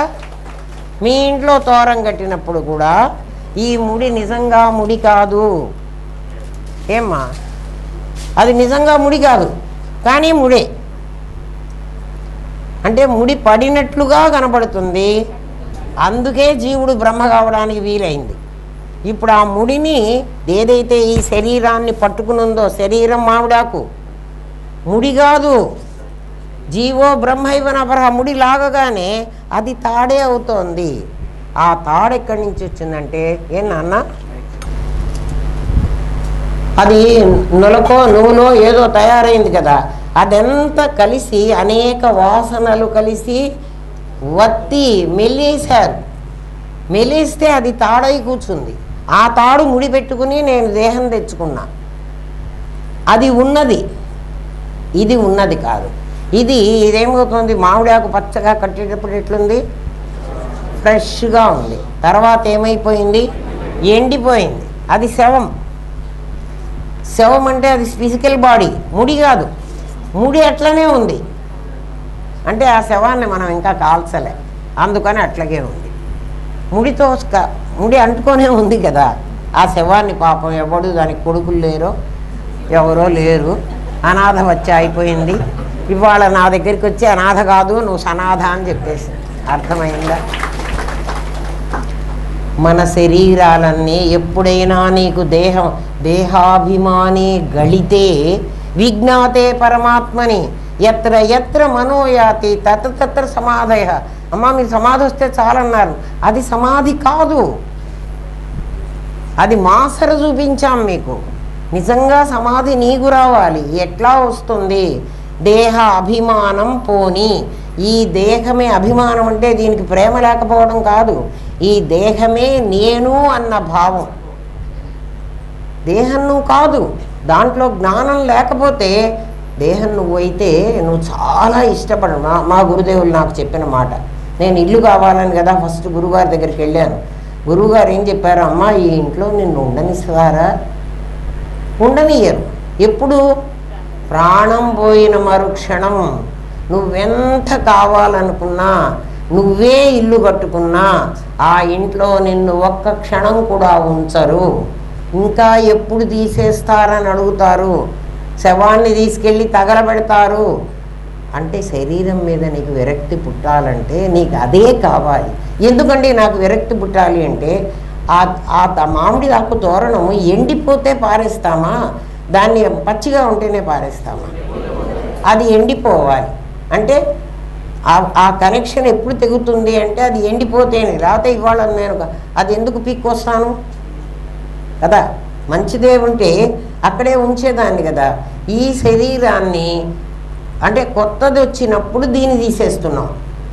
కొత్తది వచ్చినప్పుడు అంటే కొత్త వాసనతో ఈ శరీరం ఉండగానే తాడట్లాగే ఉంటుంది కదా. నువ్వు కొత్త ఆకులు తెచ్చి మళ్ళీ కట్టుకుంటున్నావా లేదా? తాడు పారేస్తున్నామా? తాడు ఉండనియండ్రా అంటాం. ఎందుకంటే కాదుగా, అది పారేసినప్పుడు తాడుతో సహా పారేయచ్చు కదా. పారేయవు, ఎందుకంటే పరమాత్మే పారేయలే. కొత్త మామిడాకులు కట్టేస్తున్నాడు, దానికే ఆ ముడి తీసేస్తాడు, మళ్ళీ ముడేస్తాడు. ముడి వేస్తాడంటే అది ముడి కాదు. ముడి నిజంగా వేస్తే జీవో బ్రహ్మైవనాపరహ చెల్లదు. కాబట్టి నువ్వు దేహానివి కాదు, ఆ మామిడాకువు కాదు, ఆ తాడువి అని అర్థం చేసుకోరా. మరి ఆ తాడు ఎక్కడి నుంచి వచ్చిందండి? ఆ తాడు ఎక్కడి నుంచి ఉందో చెప్పనా మీకు? తాడు ఎక్కడి నుంచి వచ్చింది? తాడు భూమిలో నుంచి వచ్చింది. భూమిలో జనపనార చెట్లు, ఆ చెట్టుకు ఒక నార వచ్చింది, ఆ నారను నానబెట్టి తాడు తీశాడు కదా, అది పృథ్వీ. దాంట్లో మరి కార్యకారణ సంబంధంలోకి వెళ్ళండి మీరు, వెళితే ఏమవుతుంది? అది మూల కారణం ఆకాశం అయిపోతుంది, అంతే కదా చివరికి వెళ్ళేటప్పటికి. అయితే నీకు తాడుగా కనిపిస్తోంది, నిజంగా తాడు లేదు అక్కడ. అక్కడ ఏముంది? ఆకాశం ఉంది. పురికొస లేదే. ఇప్పుడే చెప్తున్నా, పురికొస ప్లేస్లోనే నువ్వు కార్యకారణ సంబంధం పెట్టుకుని లోపలికి వెళ్ళు. నిన్న సిద్ధాంతం అంతా అదే కదా. పురికొస రావాలంటే అమ్మా ఒక చెట్టు కదా, జనప అనేటువంటి ఒక చెట్టు, జనప నార. ఏ చెట్టు అయినా ఒక నారే కదే. పుండుకూర నారతో తాళ్ళు నెయ్యరుగా. నార వస్తుంది కానీ అమ్మా, దాంతో తాళ్ళు నెయ్యరు కదా. అది ఎందుకు? చిక్కుడుకాయ, గోరు చిక్కుడుకాయ కూడా తీస్తే నార వస్తుంది, అది వాటితో చెయ్యం కదా. గోంగూరతోనా? సరే చేస్తారేమో, మరి నాకు తెలియదు. జనరల్గా గోగునార, అవును గోగునార అని కూడా అంటారు, పశువులకు వేస్తారేమో. ఓ తాళ్ళు. అది పుట్టింది ఎలాగంటే, నువ్వు భూమిలో పుట్టింది, అది మట్టే కదా. రకరకాలైన కాండంగా, కొమ్మగా, రెమ్మగా అన్ని మట్టి రకాలైనవి వచ్చింది కదా. అట్లా తీసుకెళితే ఆ మట్టి పృథ్వీ ఎక్కడి నుంచి వచ్చిందంటే ఆపస్సులోంచి వచ్చింది, ఆపస్సు ఎక్కడి నుంచి వచ్చింది? తేజస్సులోంచి వచ్చింది. అట్లా నువ్వు ఆకాశంలోకి వెళితే ఆ ఆకాశం ఎక్కడి నుంచి వచ్చింది? తస్మాదాత్మన ఆకాశ సంభూత. ఆకాశం ఆత్మలో నుంచి వచ్చిందిట. ఆత్మలో నుంచి ఆకాశం వచ్చిందని మీరు చెప్తే అక్కడ మీరు చూసారా అండి? మీరు ఎందుకు నమ్మమంటున్నారు అంటే, ఏం నమ్మక్కర్లేదు నాయన, నీ అనుభవంలోనే నీకు చూపిస్తా. ఆత్మలో నుంచి ఆకాశం వచ్చింది అని. నువ్వు సైలెంట్గా కూర్చోమన్నాను కదా నిన్ను. సైలెంట్గా కూర్చోగానే నీకు నీ వాళ్ళు ఎవరో నీ మూడే లెక్కరేసుకోపోని, మా ఆత్మ గురించి అక్కర్లేదులే. నీకు ఎవరో ఆలోచన వచ్చింది అన్నాను కదా, ఆలోచన నీకు కనపడిందా? ఆలోచన నువ్వైనావా? నీకు కనపడింది. నీకు కనపడాలంటే నీకు ఎదురుగా కనపడాలి కదా. నీకు ఎదురుగా అది ఏముంటే దాని మీద నీకు ఇది కనిపించింది. అక్కడ ఆకాశమే ఉంది. ఆకాశం లేకపోతే కనిపించదు. ఇంకా నీకు ఆకాశాన్ని చూపిస్తా. నువ్వు రెడీమేడ్ బట్టల షాప్కి వెళ్ళావు, ఈ బట్టలు నాకు బాగుంటాయా బాగుండవా అనుకున్నావు, నువ్వు వేసుకోలే. నిన్ను ఒకదాన్ని సృష్టించావు, దానికి కట్టావా లేదా? కట్టి ఈ డ్రెస్ నాకు బాగలేదన్నావు. దానికి కట్టాలంటే, ఆ బొమ్మ పెట్టాలంటే అక్కడ తెర ఏముంది? ఆకాశం ఉంది. మరి ఆత్మలో నుంచి ఆకాశం వచ్చిందంటే నమ్మవేమిట్రా? అంటే నువ్వు దాన్ని విచారించుకోవడం నీకు చేతగాలే. అందుకని వాళ్ళు చెప్పారు ఇప్పుడు ఆత్మలోంచి ఆకాశం వచ్చిందని మీరు చూసారా అన్నాడు. దార్శనికులు, మన ఋషులు, వాళ్ళు మొత్తం దర్శించి మనకు చెప్తున్నారు. మనకు దర్శించేది కళ్ళజోడు మనకు లేదు, మనం గుడ్డాళ్ళం వేసి వస్తున్నాం. వాళ్ళు కళ్ళజోడు లేకుండానే చూడగలిగారు. మనం కళ్ళజోడు పెట్టుకుని కూడా మనకు 2 కళ్ళు కాదు 4 కళ్ళు ఉన్నాయి, అయినా మనం చూడలేం. ఎందుకంటే బుద్ధి ప్రేరణ కాలే. అందుకే గాయత్రి మంత్రం ఎందుకు చేయమంటారు అంటే, ధియో యో నః ప్రచోదయాత్, నా బుద్ధిని ప్రచోదనం చేయరా నాయన, నా బుద్ధిని ఇలా ఆలోచించేటువంటి జ్ఞానం ఇయ్యి నాకు. ఎందుకు బుద్ధి ఆలోచించాలంటే, బుద్ధికి ఆ శక్తి ఎందుకు కావాలంటే, నేను ఒక చిన్న సూదిలో దారం గుచ్చాలి, దారాన్ని సూదిలోకి గుచ్చాలి. సూది పెద్దగానే ఉంటుంది, సూది కన్నం చాలా చిన్నగా ఉంటుంది. దారం ఎట్లా ఉంటుంది అంటే, ఇది 4-5 పోగులు కలిసి వాడేదో అట్లా థ్రెడ్ తయారు చేస్తాడు. ఈ దారం 4-5 పోగులను నేను బాగా తడితో తడిపి దాన్ని ఇంకా మెలబెట్టి ఆ సూదిలోకి ఆ దారాన్ని గుచ్చాలి. అణోరణీయాం మహితో మహీయాం, పరమాత్మ అణువు కంటే సూక్ష్మమైన వాడు, మహత్తు కంటే పెద్దగా అయినవాడు. నీవు చూడకపోతే వాడు అణువు కంటే సూక్ష్మంగా ఉంటాడు. అంటే నువ్వు ఇంకా ఇనిషియల్ స్టేజ్లో ఉంటే, నువ్వు చూస్తే వాడు సద్ఘన చిద్ఘన ఆనందఘనమై ఇంత ఉంటాడు. అంతవాడైనప్పుడు నువ్వు దూర్చడం చాలా ఈజీ. కానీ నీకు తెలిసిన వాడు అణోరణీయం, అణువు కంటే చాలా సూక్ష్మంగా ఉన్నాడు. నీ దారం ఇది కదా నేను అనుకుంటున్నా, నాకు 5 పోగులు జ్ఞానేంద్రియాలు 5గా డిస్ట్రిబ్యూట్ అయ్యింది నా జ్ఞానం. దీన్నంతా కాన్సన్ట్రేట్ ఎందుకు చేయాలి? దాన్నంతా ఒక చోట చేసి దాన్ని బాగా ఒత్తి చేసి సూదిలోకి ఎక్కించు. ఇప్పుడు అది ఎంతైనా కుడుతుంది. కుట్టి ఏం చేస్తుందండి? సూదిలోకి దారం గుచ్చి మనం ఏం చేస్తాం? మీరే చెప్పండి కదా. అన్ని ముక్కలు కలుపుతాం. ఇక్కడ ఇన్ని ముక్కలు ఉన్నాయి, నా దగ్గర 2 ముక్కలు ఉన్నాయి. ఒకడు జీవుడు, ఒకడు జగత్తు. జీవ జగత్తులను కలపడానికి ఉపయోగపడుతుంది నీ సూది, నీ దారం. వెతుక్కో. సాధన ఇది నువ్వు చేస్తున్న పనులలో. ఎట్లా వస్తుందండి? దృష్టి జ్ఞానమయ్యం కృత్వ. ఆగమంలో గురువు తన అనుభవాన్ని ఇన్ని రకాలుగా శిష్యుడికి బోధిస్తాడు. బోధిస్తున్నప్పుడే ప్రబోధ సమయే నీకు తెలియాలి. నాకు తెలిసింది మీకు అందరికీ తెలియదు, మీరు ఇంటికి వెళ్ళి ధ్యానం చేసుకోండి మీకు తెలుస్తుంది అని ఎవడన్నా చెప్పాడంటే వాడు తప్పు చెప్తున్నాడు. చెప్పకూడదు అట్లా. అట్లా చెప్పారంటే చావకొట్టండి. వాడు గురువే కాదు. నాకు తెలిసింది నీకు తెలియదంటే మాత్రం వాడు గురువు కాదు, ఖచ్చితంగా కాదు. ఎందుకని అంటే వాడు బోధించిన వాక్యమే తత్తు త్వమసి అని చెప్తున్నాడు కదా. మన ఇద్దరం సహనావతు సహనౌభునత్తు. ఈ దొరికేటువంటి ఈ ఆహారాన్ని మన ఇద్దరం ఈక్వల్గా తిందాంరా అంటున్నాడు. ఏమిట్రా? సహనౌభునత్తు సహవీర్యం. దానివల్ల ఏ బలం వస్తుందో నీకు నాకు ఇద్దరికీ రావాలంటున్నాడు కదా.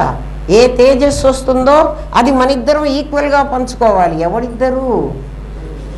గురు శిష్యులు ఇద్దరు. మరి గురువు నాకు మాత్రం వచ్చేసింది నీకు రాదు పో అంటే ఏంది నీ గొప్పతనం? 2 కొమ్ములు మొలిచినాయా? తప్పు కదా. ప్రబోధ సమయే శంకర భగవత్పాదులు చెప్పారు, ఎప్పుడు గురువు బోధిస్తున్నాడో అప్పుడు నీకు ఇది అర్థం కావాలి. రేపు అర్థమవుతుందిలే, ఎల్లుండి అర్థమవుతుందిలే. నా దగ్గరికి వీరమ్మ అని ఒక దయ్యమ్మ ఆమె వచ్చింది. ఆమెకి దయ్యం పట్టిందిలే. ఆమె అహం బ్రహ్మాస్మి అనవే అంటే రేపు నేర్చుకుంటాలే అమ్మ, రేపు నేర్చుకుంటా. మరి రేపు కాదు, ఇవాళ్ళే, ఇప్పుడే నేర్చుకోండి. అది మీకు అర్థమైందా? రేపు నేర్చుకోవాకండి. ప్రబోధ సమయం నేను చెప్తుండగా తెలియాలి. మీకు తెలియకపోతే ఇప్పుడే అడగండి, నేను ఇప్పుడే చెబుతా. ఇప్పుడే అంటే 7 after 7:30 అడగండి. మాకు అర్థం కాలేదు, ఇది మాకు చెప్పండి అంటే మీరు చెప్పేటప్పుడే అర్థం కావాలన్నా. ఇప్పుడు నేను చూపించాను, ఆ తోరణం చూపించాను, మీకు అర్థమైందా కాలేదా కదా. రేపు అర్థమవుతుందా? రేపు అర్థం కాదే, తప్పు. రేపు అర్థం కాకూడదు, ఇవాళే అర్థం కావాలి. ఇవాళే కాదు, ఇప్పుడే కావాలి. ఇదివరకు ఏమర్థమైంది? సూత్రే మణిగణ ఇవా అంటే అంత దారంలో గుచ్చారేమో మనందరినీ. గుచ్చినప్పుడు వీడు వెంకటేష్ ఓ పూస, రవి ఓ పూస, భరత్ ఓ పూస, వాళ్ళ మధ్యలో ఇంకో దారం ఉంది. ఈ పూస ఇట్లన్నానంటే అందరు పడిపోతారు. ఎవ్వరు పడటంలే, అందరు ఉంటున్నారు. ఆ ఆకులన్నీ తోరణానికి అట్లనే ఉంటున్నాయి. ఆ తాడు ఊడటంలే. మళ్ళీ అది గట్టి ముడి కూడా కాదు మనం వేసింది. పూలకు వేసిన దారం ఏమిటమ్మా? పూలు కడుతున్నారు కదా కదా, ఎటువంటి ముడేస్తున్నారు? మళ్ళా మీరు పూలదండ తీసేసి ఇట్లానండి. మరి ముడి పడిందా, ముడి పడలేదా?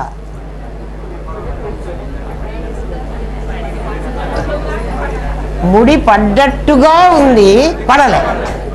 ఇది కూడా అంతే. ముడి పడితే నువ్వు జీవుడు బ్రహ్మము కావడానికి వీల్లేదు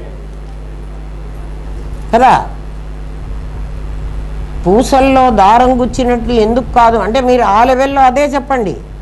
ఆ లెవెల్లో వాడికి ఇది చెప్పవాకండి. ఎవరి లెవెల్లో వాడికి పాఠం వాడికి అదే చెప్పాలరా. మీరు మీ ఇష్టం వచ్చినట్టు చెప్పవాకండి. దాంట్లో ముడి లేదు. ఏ ముడి వేసుకుని నిలబడుతున్నాడు అంటే ఏ ముడి లేదు. దానికి చివర్లో ఒక ముడి వేస్తాడు, పూసలన్నీ ఊడిపోకుండా. కాదు, ఇది ఇండివిజువల్, ఎవడికి వాడు ముడేసుకున్నాడు. చూడండి, ఎవడికి వాడు ముడేసుకోవడము మొత్తంలోకి ఇండివిజువల్గా లేకుండా మొత్తం ఆ ఆ శరానికి వేయడానికి తేడా ఏమిటంటే ఎవడికి వాడు వేసుకున్న ముడి వాడు చావచ్చు. మనం ఒకసారి అందరం కలిసి ఒకసారి చావటం లేదు కదా. పూసల్లో దారం గుచ్చేదే ఒక్కసారే మొత్తం మంది పోవాలి. మీరు అర్థం చేసుకోండి రా, బ్రహ్మ విద్య ఎంత గొప్పదో. నీ లెవెల్ పెరిగే కొద్దీ నీకు అర్థం వేరుగా ఇస్తుంది. అది దాని గొప్పతనం. మొత్తం భగవద్గీత అంతా కూడా అందుకే భగవద్గీతాసు ఉపనిషత్సు బ్రహ్మ విద్యాయాం యోగశాస్త్రే కదా, కృష్ణార్జున సంవాదే. ఎప్పుడు కూడా గురువు శిష్యుడికి, శిష్యుడు ఇంకో శిష్యుడికి ఎట్లా చెప్పుకోవాలి. ఎవడికి వాడికి బ్రహ్మ విద్య రాదు. ఖచ్చితంగా ఆచార్యుడు ఉంటేనే తెలుస్తుంది బ్రహ్మ విద్య. నాకు గురువు లేడండి, నాకు గురువు లేదు, గుండు లేదు, నాకు అంతా తెలుసు అంటే మాత్రం చాలా తప్పు. ఆ గురువు ఎప్పటిదాకా ఉండాలంటే నువ్వు చచ్చేదాకా నీకు వాడే గురువు అయి ఉండాలి. పర్వాలేదండి నేను గురువును మార్చుకుంటానండి, ఏం పర్వాలేదు. గురువును మార్చడానికి వీలు లేదమ్మా. మేము చదువుకుండే రోజుల్లో 9th క్లాస్ నుంచి 12th, మాకు 12th క్లాస్ లేదు, 10 SSLC అని ఉండేది. అప్పటి వరకు ఒకే లెక్చర్, ఒకే టీచర్ వచ్చేవాడు. సైన్స్కి ఒక టీచరే వస్తాడు, హిస్టరీకి ఒక టీచరే వస్తాడు, జాగ్రఫీకి ఒక టీచరే వస్తాడు. ఎందుకు అంటే ఆయన వీళ్ళు ఏమంటారంటే ఎవరే కిందటి క్లాసులో మీరు నేర్చుకుని రావాలరా, ఈ క్లాస్కి ఎందుకు వచ్చారు అని అడుగుతారు. కిందటి క్లాసులో ఆయనే చెప్పి ఉంటాడు, ఒరే నేను అక్కడ మీకు ఇది చెప్పానురా, ఇక్కడ మీకు ఇప్పుడు చెప్తున్నాను రా, ఇప్పుడు రేపు ఇంకోటి చెప్తాను రా. మొత్తం మాకు అందుకని మాకు సబ్జెక్టు థరోగా వస్తుంది. ఇప్పటి వాళ్ళకి మారుస్తారు, అందుకని రాదు. గురువును మార్చడానికి వీల్లేదు. నాకు ఇవాళ నచ్చాడండి ఈ గురువు, ఈయన దగ్గరికి వెళుతున్నాను పాఠానికి, మేము అది చూస్తామండి ఇది చూస్తామండి. ఏంది చూసేది కదా. పిచ్చి పిచ్చివన్నీ నిజమైనటువంటి అద్వైతాన్ని కరెక్ట్గా నేర్చుకోండి. రామనాథం గారి దగ్గరికి వచ్చిన తర్వాత ఇంకా మళ్ళీ వేరే వాడి దగ్గరికి వెళ్ళడానికి వీల్లేదు.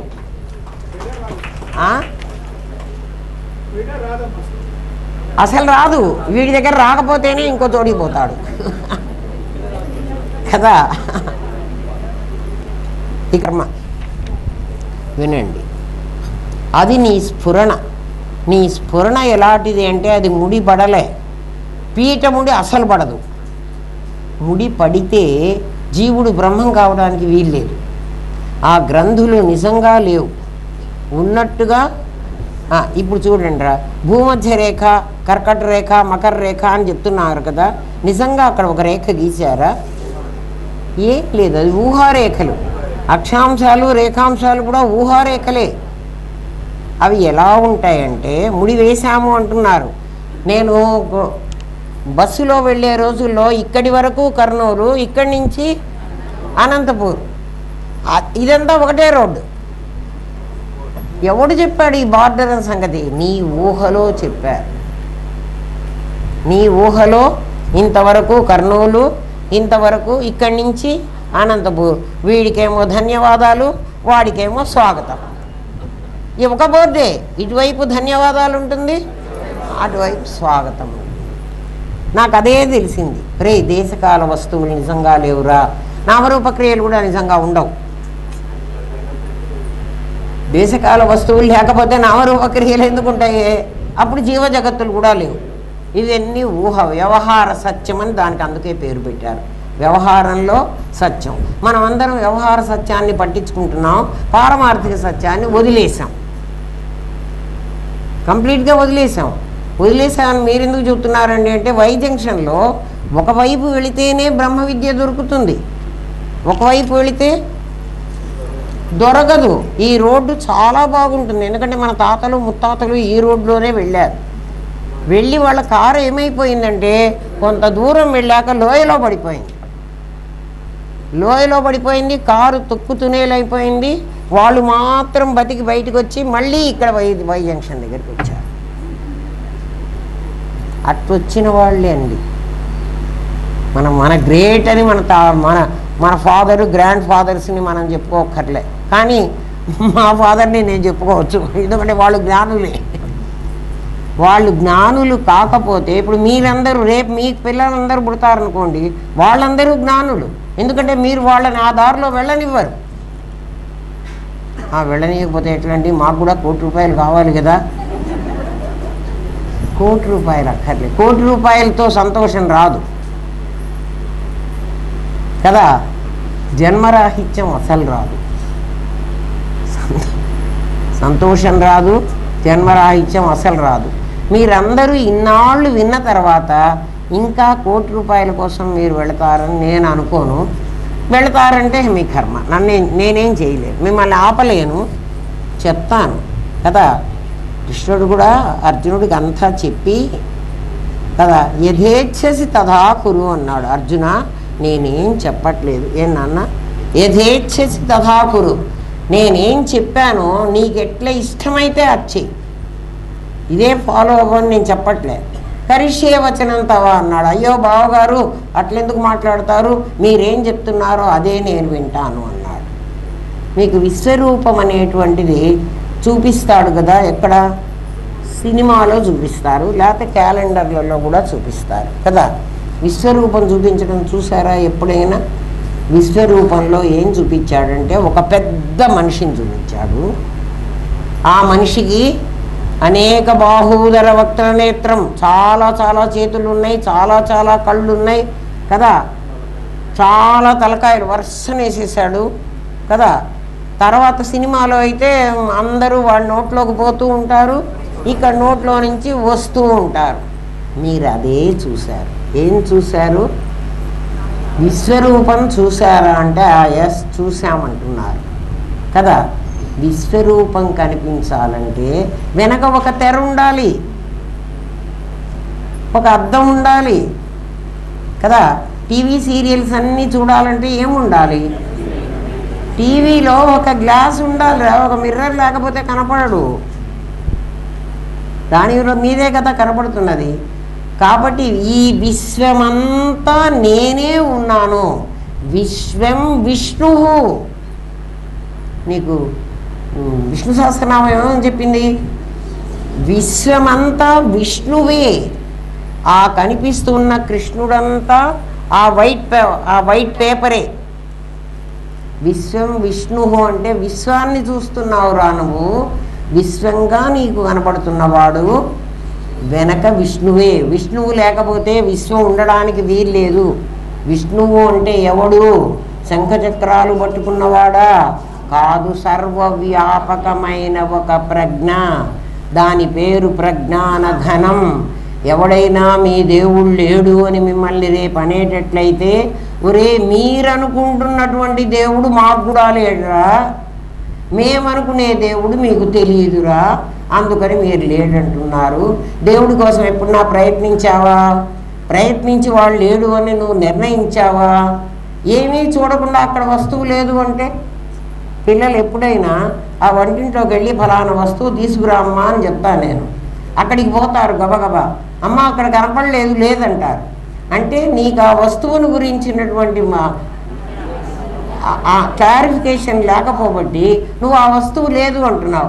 మళ్ళీ మనమే పెద్దవాళ్ళం వెళ్ళే ఇక్కడే ఉంది కదరా ఎందుకు లేదంటావు అని మళ్ళీ వాళ్ళని తిట్టి ఆ వస్తువుని తీసుకొస్తాం. ఎందుకు వాడు లేదని చెప్పాడు? వాడికి దాని గురించి తెలియదు, అందుకని దేవుడు లేడు దేవుడు లేడని బాగా ప్రచారం చేస్తున్నారు. వాడు చూడలే, చూద్దామని ప్రయత్నం కూడా చేయలే. కాబట్టి నీ దేవుడు ఎవరు అంటే, అసలు దేవుడు అన్న పదం ఎందుకు వచ్చిందో తెలుసునా? దివ్యతి, ప్రకాశిస్తున్నాడు, వెలిగాడు అంటున్నావే. నీకు ఒరే వాడు ట్యూబ్ లైట్ రా, వాడు వెలగలే, వాళ్ళు వెలిగింది అదే కదా. నీకు ఒక ఫ్లాష్ లాగా వెలగాలి, ఆ ఫ్లాష్ లోపల ఉండకపోతే ఎట్లా వెలుగుతుంది? ఆ వెలిగిందంటే అది పరమాత్మ. అది నీ దగ్గర అంటే ఎవడన్నా నేను లేను అని ఎవడంటాడో వాడు దేవుడు లేడని కూడా అనొచ్చు. ఏంట్రా నువ్వు ఉన్నావా అని అడిగితే ఏమంటావు? ఎవడన్నా నేను లేను అంటారా? ఏమి లేనని చెప్తావో చెప్పనా? నేను అక్కడ లేను, ఆ ఇన్సిడెంట్ జరుగుతున్నప్పుడు అక్కడ లేను కదా, ఇక్కడ ఉన్నాను అంటే నా శరీరంగా నేను ఇక్కడ ఉన్నాను. మీరు మాట్లాడే మాటల్లోనే అద్వైతం ఉంది. భాష తెలిసినా అద్వైతం తెలుస్తుంది.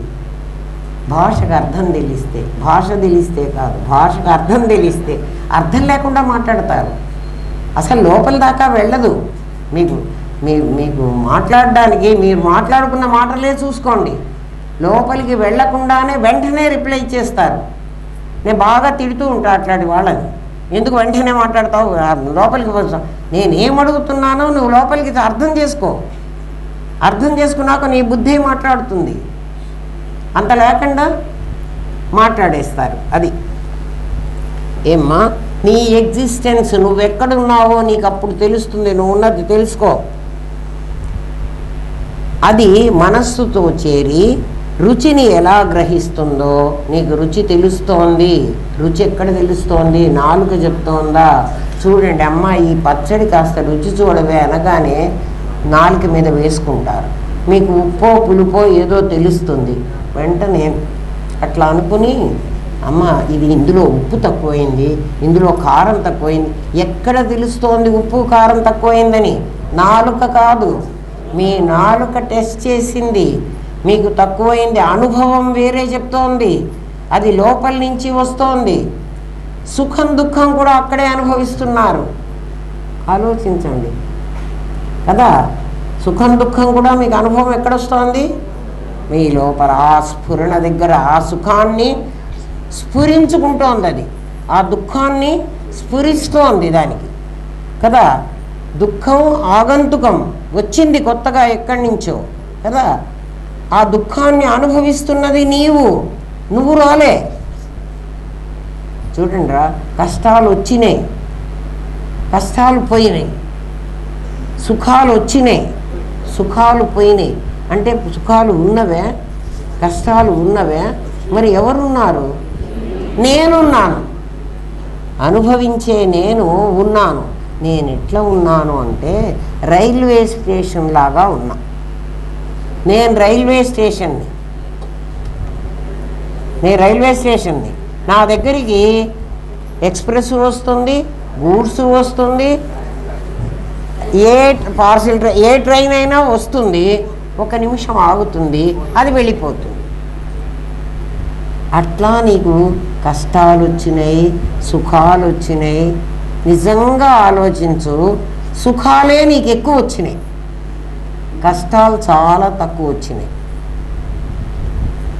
ఎందుకండి మీరు ఎట్లా చెప్పగలుగుతున్నారు? మీరే ఆలోచించుకోండి. మధ్యే తిష్టంతి రాజసాహ అంది భగవద్గీత.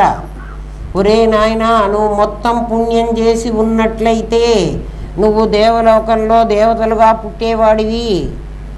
నువ్వు మొత్తం పుణ్యం చెయ్యలేదు కదా. మొత్తం పాపమే చేసావనుకో, తిర్యగ్యోనుల్లో పుట్టి ఉండేవాడివి. అంటే పశువుగానో పక్షిగానో రాక్షసుడుగానో జంతువుగానో పుట్టి ఉండేవాడివి. మధ్యే తిష్టంతి రాజసాహ, నువ్వు రాజసగుణం, సాత్వికం కాదు, నీకు తామసం లేదు. నువ్వు మధ్యే తిష్టంతి, అందుకని నువ్వు మానవ జన్మ ఎత్తావు. నీకు మానవ జన్మ ఎత్తావంటే నీకు పుణ్య పరిపాకం ఎక్కువగా ఉంది, పాపం కూడా ఉంది. ఆ పాపం అప్పుడప్పుడు నీకు కష్టం రూపంలో వస్తోంది, కానీ సుఖం రూపంలోనే మెజారిటీ టైం నీకుంది. నువ్వు ఆలోచించుకో. నాకు కష్టాలు వచ్చాయని ఏడుస్తూ కూర్చోవాకు. ఎందుకు కష్టాలు వచ్చాయంటే చాలా తక్కువ కష్టాలు వచ్చినాయి, నీకు వచ్చినాయి, పోయినాయి.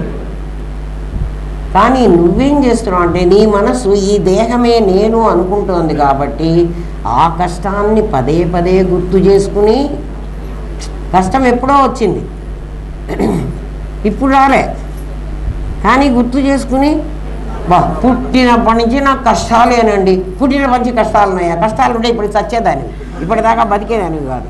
నిజంగా నీకు కష్టాలే ఉంటే ఏంట్రా, నిజమా అబద్ధమా? ఎందుకంటున్నావు ఆ మాట అంటే ఆ చిన్న కష్టాన్ని నువ్వు దీర్ఘంగా ఆలోచిస్తున్నావు. ఎందుకట్లా ఆలోచించాను అంటే నిజంగా కష్టాలు ఎవరికి వాళ్ళు ఆలోచించుకుంటారా. మనం అందరం కష్టాలు పట్టలే, నువ్వు ఎటువంటి వాడివి? నువ్వు సాక్షాత్తు పరబ్రహ్మం అన్నాడు. అహం బ్రహ్మాస్మి అనిపించాడు నీ చేత. పరమాత్మ దుఃఖమా, కష్టమా?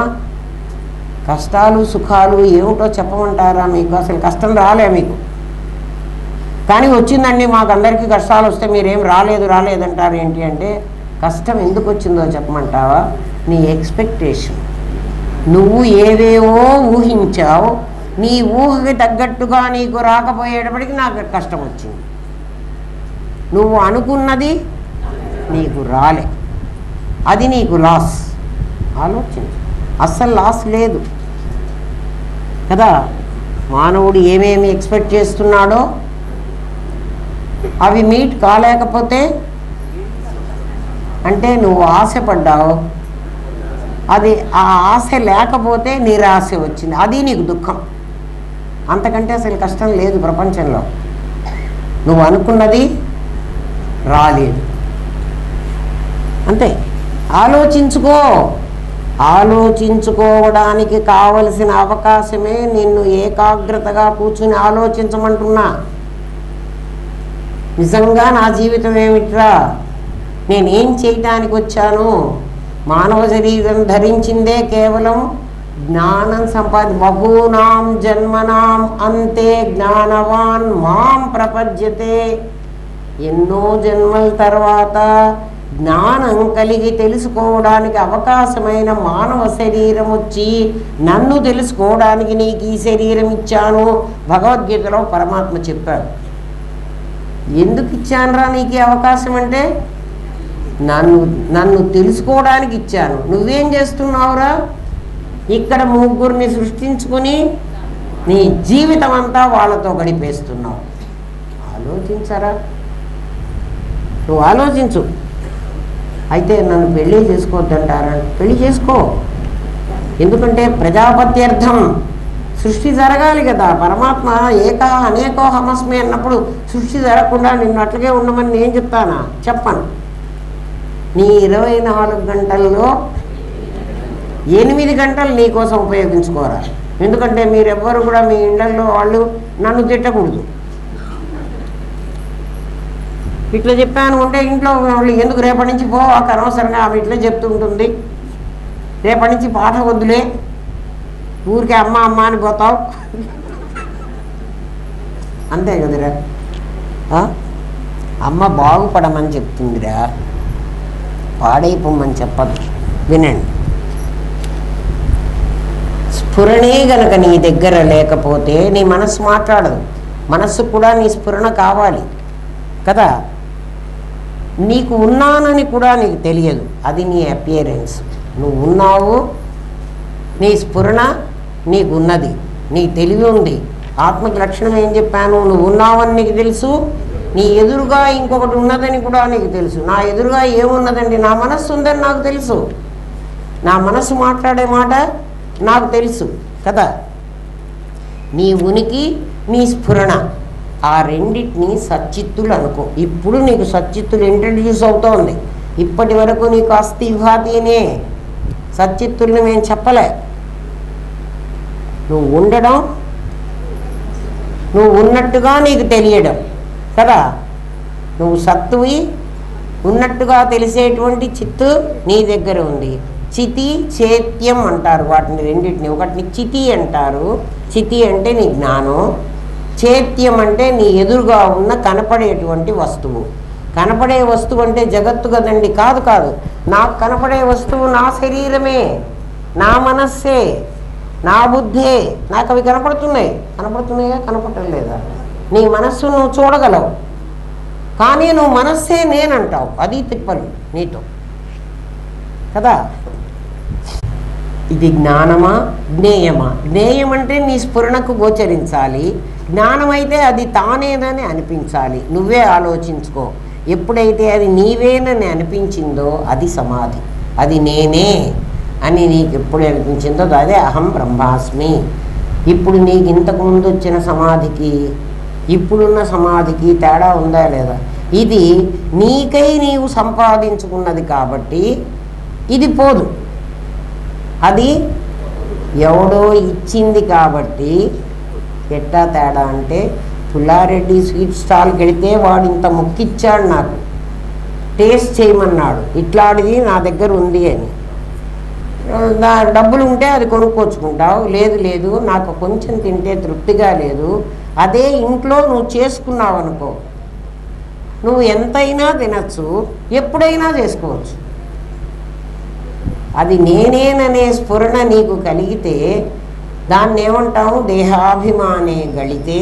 ముందు నీ దేహాభిమానం పోవాలి, దేహమే నేనన్నటువంటి భావన పోవాలి.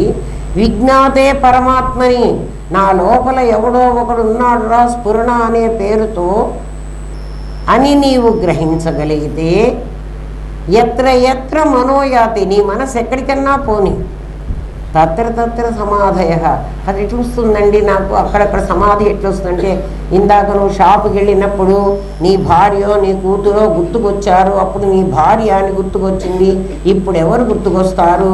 ఎత్ర ఎత్ర మనోయాతి, నీ మనస్సు ఎక్కడికి వెళితే భార్య వెనుకే వెళ్ళింది, వెంటనే ఇది జ్ఞేయం, నేను జ్ఞానం, జ్ఞానం జ్ఞేయం కోసం వస్తువు ఉంటున్నది అని నీకు అర్థమవుతుంది. అప్పుడు నువ్వు సమాధిలో ఉన్నట్టే. అంతకుముందు ఏమర్థమైంది? భార్య అని అర్థమైంది. అంతకుముందు ఏమర్థమైంది? నా కొడుకు అని అర్థమైంది, నా కూతురు అని అర్థమైంది. వాళ్ళ కొనాలని వెళ్ళావు కదా. ఇప్పుడేమర్థమవుతుంది? నువ్వు ఇది అలవాటు చేసుకుంటే ఎత్ర ఎత్ర మనోయాతి, నీ మనసు ఎక్కడికన్నా వెళ్ళాలి, నీకు భయం లేదు. తత్ర తత్ర సమాధయగా విద్యారణ్యులు చెప్పారు ఈ మాట వేదాంత పంచదశిలో. అయితే ఇవి చూసుకోవాలి కండిషన్స్. దేహాభిమానే గళితే విజ్ఞాతే పరమాత్మని, ఈ రెండూ కనుక నువ్వు ఫుల్ఫిల్ చేయగలిగితే ఉన్నది సచ్చిత్తులే, అంతకు మంచిగా ఏమీ లేదు, అస్థిభాతిలాగా కనపడుతోంది కానీ అస్థిభాతి కాదు అన్నీ కనిపించినట్లయితే ఎత్ర ఎత్ర మనోయాతి తత్ర సమాధయగా, నీ మనస్సు మూడింటి మీదకి వెళ్ళినా నాకు నష్టం లేదు కదా. మూడింటి మీదకి వెళ్ళినా నాకు నష్టం లేదు. అప్పుడు డబ్బు సంపాదిస్తాననుకో, ఇది వరకు డబ్బు సంపాదించాలి, నాకు లాభాలు రావాలి అనుకున్నావు. ఇప్పుడు ఏమనుకుంటామంటే ఈ దేహానికి అది తినాల్సిన యోగం ఉందేమో, గురుదేవుడు నాకు అది ఇస్తున్నాడేమో అనుకుంటాం. సమాధి. అర్థమైందా? ఇది వరకు నేను ఒక కంపెనీలోంచి ఇంకో కంపెనీలోకి వెళ్ళిపోయినా అండి, వాడు 50 లక్షలు ఇస్తున్నాడు నాకు ప్యాకేజ్. ఇప్పుడు 50 లక్షల మీద నీకు ఉండదు. ఈ దేహానికి పుట్టినప్పుడే ఇది 50 లక్షలు సంపాదించుకోవాలని ఉందేమో, అందుకని లేదండి నాకు సమాధి రాకపోయినా నేను ఇట్లా కూడా ఆలోచిస్తాను. కొంచెం సేపే ఆలోచించగలం, తర్వాత మళ్ళీ ఖచ్చితంగా పడతాం. ఇప్పుడు అర్థమైందా? విద్యారణ్యులు చెప్పింది ఎక్కడికి మనస్సు వెళితే, మనస్సు ఎక్కడికి వెళ్ళకూడదని ఇంతకుముందు చెప్పాడు. ఇప్పుడు ఎక్కడికి వెళ్ళినా నీకు భయం లేదురా కదా. తత్ర తత్ర సమాధయ. దానికి శాస్త్రం ఏం చెప్తుంది? మీకు శాస్త్రం కూడా చెప్పాలి కదా. ఏం చెప్తుందంటే, ఒరే నీకై నీవు ఈమైన నేకేడ్గా వెళ్ళి నువ్వుల దాంట్లో పడ్డావు అనుకో. నువ్వులు ఆరబోసుకున్నారు ఎవరో, నేను వెళ్ళి నువ్వుల దాంట్లో పడ్డా, ఆరబోసిన దాంట్లో నా ఒంటి నిండా నువ్వులు అంటుకుంటాయి కదా. అంటుకోద్దే నువ్వులు అంటే ఊరుకో, నువ్వులు సెసిమి అంటుకుంటాయి. నా ఒంటి నిండా నూనె పూసుకొని నేను నువ్వుల్లో పడ్డాను అనుకో, ఒక్క నువ్వు గింజ కూడా నన్ను అంటుకో. నా ఒంటి నిండా నూనె పూసుకున్నానంటే ఎందుకు నువ్వుల గింజ నన్ను అంటుకోలేదు అంటే, వాటిల్లో ఉన్నది అదే, నేను పూసుకున్నది అదే కదా. అంతకుముందు నాలో లేదు కాబట్టి నేను నువ్వుల్లో పడంగానే అవన్నీ నాకు అంటుకున్నాయి. ఇప్పుడు నాలో దాంట్లో కంటే ఎక్కువ ఉంది, దాని లోపల ఉంది కదా. అందుకని నీ మనస్సు భార్య మీదకి వెళ్ళినా, నీ మనస్సు కూతురు, ఎందుకంటే యాజ్ఞవల్కుడికి 2 భార్యలు ఉన్నారు కదా. అట్లా వెళ్ళినప్పటికీ ఘటాకాశం మహాకాశం ఒకటేనని తెలిసినప్పుడు, కాబట్టి వేరే జగత్తు లేదు, జీవుడు లేడు అని తెలిస్తే ఎక్కడికి వెళితే అక్కడ తత్ర తత్ర సమాధయ. ఇప్పుడు అర్థమైందా ఎందుకురా అట్లా అవుతుంది అంటే? ఇది కారణం. నువ్వు అది అవ్వకపోతే ఎప్పుడెప్పుడు దేహాభిమానే గళితే కాదండి నాకు నాకు విజ్ఞాతే పరమాత్మని మీరు చెప్తున్నప్పుడు తెలిసిందనుకోండి, ఏముంది అదేం పెద్ద కష్టమేముంది, ఆ పురికోసేమో పరమాత్మ అని చెప్పుకొని ఆ మామిడాకులన్నీ శరీరం అని చెప్పుకుంటే సరిపోలేదా? సరిపోతుంది నాయన, ఉదాహరణ వరకు సరిపోతుంది, నీకు అప్లై కాదు. మరి నీ ఇష్టం, ఆలోచించుకో. ప్రతి దాంట్లోనూ పరమాత్మను చూడగలగాలి. అందుకే వెతుకుడి దొరుకును అంటాడు బైబిల్లో కూడా. వెతకండ్రా దొరుకుతుంది అంటాడు. పరమాత్మని వెతుకు, ఎందెందు వెదకి చూచినా అంతందే కలడు. దానవాగ్రణి, నీకు కనపడలేదురా రాక్షసుడా, నీకు కనపడదు, మాకు కనపడుతున్నది. 5 ఏళ్ల ప్రహ్లాదుడు చాలా పెద్దవాడైన హిరణ్యకశిపుడికి ఈ మాటే చెప్పాడు కదా, వెదకి చూచినా కనపడతాడు. కాబట్టి వెతుక్కోవటం నేర్చుకో. వెతుక్కోవడానికి ఏం పెట్టుకోమన్నాను నీ దగ్గర? కోల్ మైన్స్లో వాడు ఏం పెట్టుకున్నాడు? ఒక లైట్ పెట్టుకున్నాడు. ఆ లైట్ ఏమిటి నీకు? నీ గురువు. వాడిని పెట్టుకోకపోతే నీకు రాదు. ఎట్లా నువ్వు దాన్ని విచక్షణ ఎట్లా చేసుకోవాలో నీకు తెలియదు. వాడు అనేక రకాలుగా చెప్పి నీ మనస్సును అటువైపు తిప్పుతాడు, మోసం చేస్తాడు బాగా. ఎందుకంటే వాడి కంట్రోల్లో పెట్టుకుంటాడు నిన్ను. ఎప్పుడు అంటే గురు సాక్షాత్ పరబ్రహ్మ నువ్వు అనుకున్నప్పుడే పెట్టుకుంటాడు, లేకపోతే పెట్టుకోడు. గురు బ్రహ్మ కాదు, గురు విష్ణు కాదు, గురుదేవో మహేశ్వర. ఎందుకు అంటే గురు బ్రహ్మ అంటే బ్రహ్మలాగా నీలో జ్ఞాన బీజాన్ని నాటుతాడు. గురు విష్ణు దాన్ని వ్యాప్తి చెందిస్తాడు, దాన్ని మొక్క మొలవకుండా చంపడు. నువ్వు అహంకరిస్తే నిన్ను 4 తిడతాడు కదా. ఈ 3 స్టేజీలు దాటిన తర్వాత సాక్షాత్ పరబ్రహ్మ అవుతాడు. నీ లోపల అహం బ్రహ్మాస్మి అని. అందుకే చివరిలో మనం ఏమంటాము? తత్ సత్. తత్తు మాత్రమే సత్ కదా, త్వం సత్ కాదు. కానీ నీకు చెప్పినప్పుడు తత్వమసి అని చెప్పాడు. తత్తు త్వమసి. తెలియకుండా తెలిసి తత్వమసి తత్వమసి అని. తత్వమసి కాదు, తత్తు త్వమసి. అంటే తెలిసి తెలియని మాటలు మాట్లాడతారు. ఏం చదవమంటావు? తప్పు, అట్లా మాట్లాడకూడదు. తత్ సత్ త్వమసి. త్వం లేదు, త్వం ఏమైపోయింది? జీవో బ్రహ్మమై కూర్చున్నాడు. అది అంటే పాయసం రుచి చూసావా, అనుభవించావా, పాయసం తీయగా ఉన్నది అని చెప్పగలిగినట్లు నువ్వు ఉన్నావని తెలిసిన జ్ఞానాన్ని చెప్పగలవా? చెప్పలేవు. ఎందుకంటే వస్తువుల్లో రుచి సాకారం, అది పంచభూతాత్మకమైంది. జ్ఞానం పంచకోశ అతీతం, అందుచే చెప్పలేవు, అనుభవించగలవు. అది సమాధి. ఎవ్వడు చెప్పడానికి వీల్లేదు కదా. అన్నీ కూడా బాణోచ్చిష్టం జగత్సర్వం అంటాడు. బాణుడు అనేటివాడు కాదంబరి అనే ఒక పెద్ద కావ్యాన్ని రాశాడు. ఎందులో ఎన్ని పదాలు ఉపయోగిస్తున్నావో అవన్నీ అందులో ఉంటాయి. అందులో లేని పదం ఉండదు. అంటే బాణుడి ఉచ్చిష్టం, వాడి నోట్లో నుంచి వచ్చినవే భాషంతా, సమస్త పదాలు వాడివిట. బాణోచ్చిష్టం జగత్సర్వం. ఒక్క సమాధి మాత్రం ఉచ్చిష్టం కాలే ఇప్పటి వరకు. సమాధి అనుభవాన్ని ఇప్పటి వరకు ఎవడు మాటల్లో చెప్పలేడు. అది మౌన వ్యాఖ్య. ఇప్పుడు అర్థమైందా? ఎవడికి వాడికే ఆ ఆనందం తెలియాలి కదా. నాకు ఏదైతే తెలిసిందో అది నీకు తెలుసుకునే మార్గమే చెప్పగలను, కానీ తెలుసుకోవలసింది నీవే. అందుకని తెలుసుకోవలసింది నీవే. గురువు ఎవడో ఇవ్వడు, వాడి చేతిలో లేదు, ఇచ్చే వస్తువు కాదు. అందుకని ఉద్ధరేదాత్మనాత్మానం. నీ ఆత్మను నువ్వే ఉద్ధరించుకో.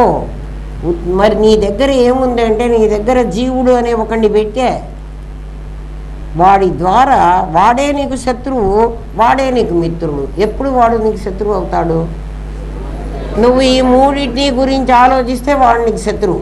నీలోనే ఉండి నీ శత్రువు, మన ఇంట్లోనే ఉండి మనకు శత్రువు.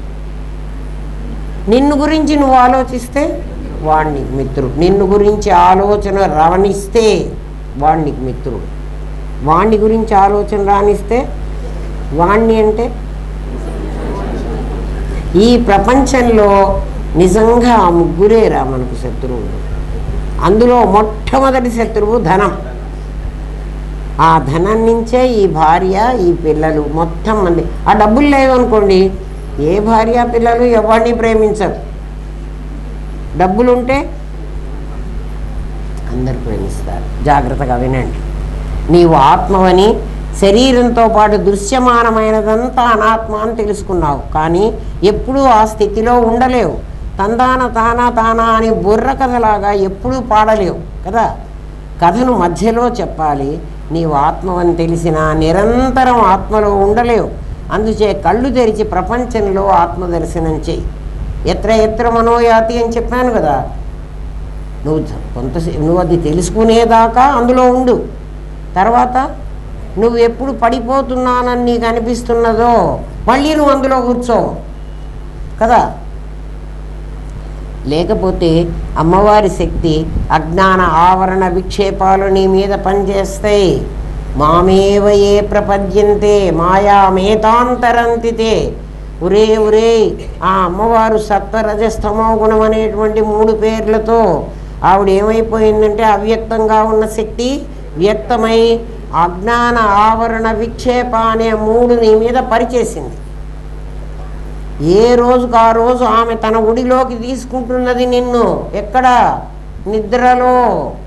నీకు ఒళ్ళు తెలియకుండా చేస్తోంది. నువ్వెంత జ్ఞానం కలిగినా ఆమె ఆ పని చేస్తూనే ఉంది. ఆమె దాంట్లో నువ్వు పడిపోవాకు. మామేవ ఏ ప్రపద్యంతే, నన్ను శరణు పొందు. మాయా మేతాంతరంతితే. ఏమనుకోమంటాడంటే, మా ఇంట్లో ఒక అల్సేషన్ కుక్క ఉండేది. వీళ్ళందరికీ కూడా తెలుసు, పాత వాళ్ళకి.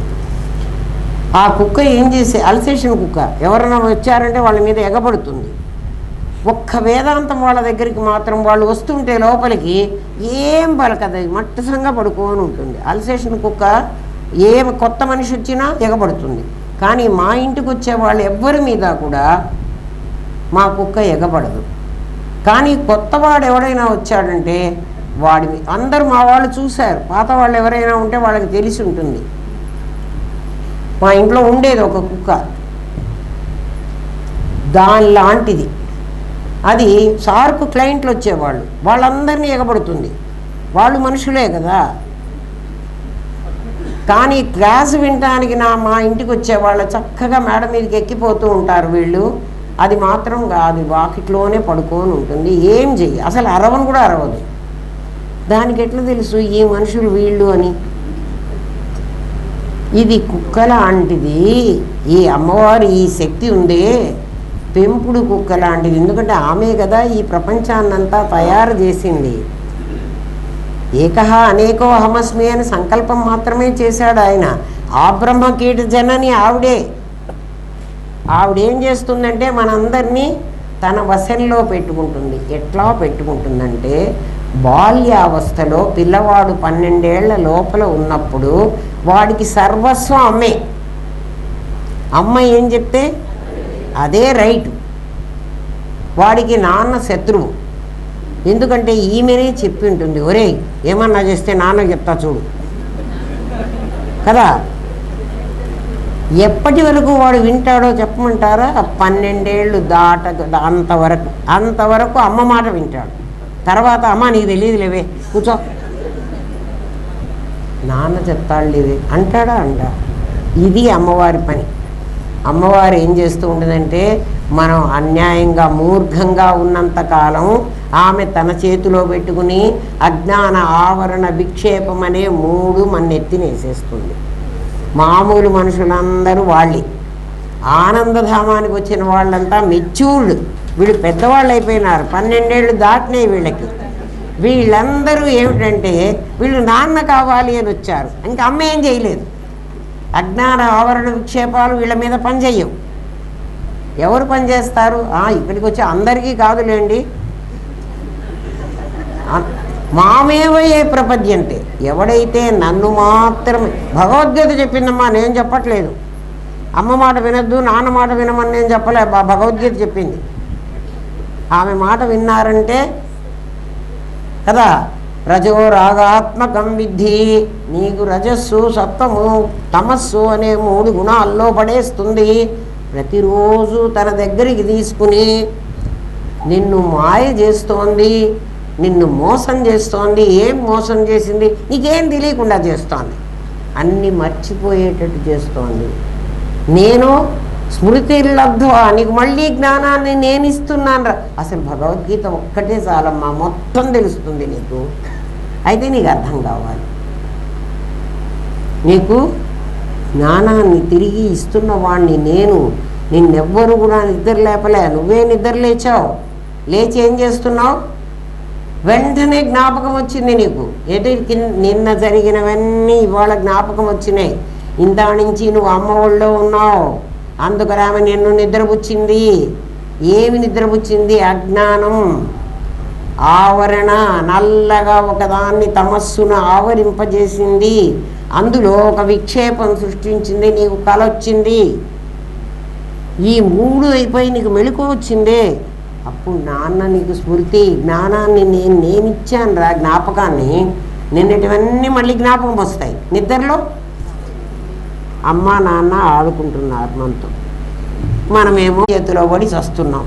అందుకని నాన్న పార్టీకి వెళ్ళిపోయినాం అనుకో, మామేవయే ప్రపంచంతే మాయ. అప్పుడు ఆమె ఏం చెయ్యలేదు.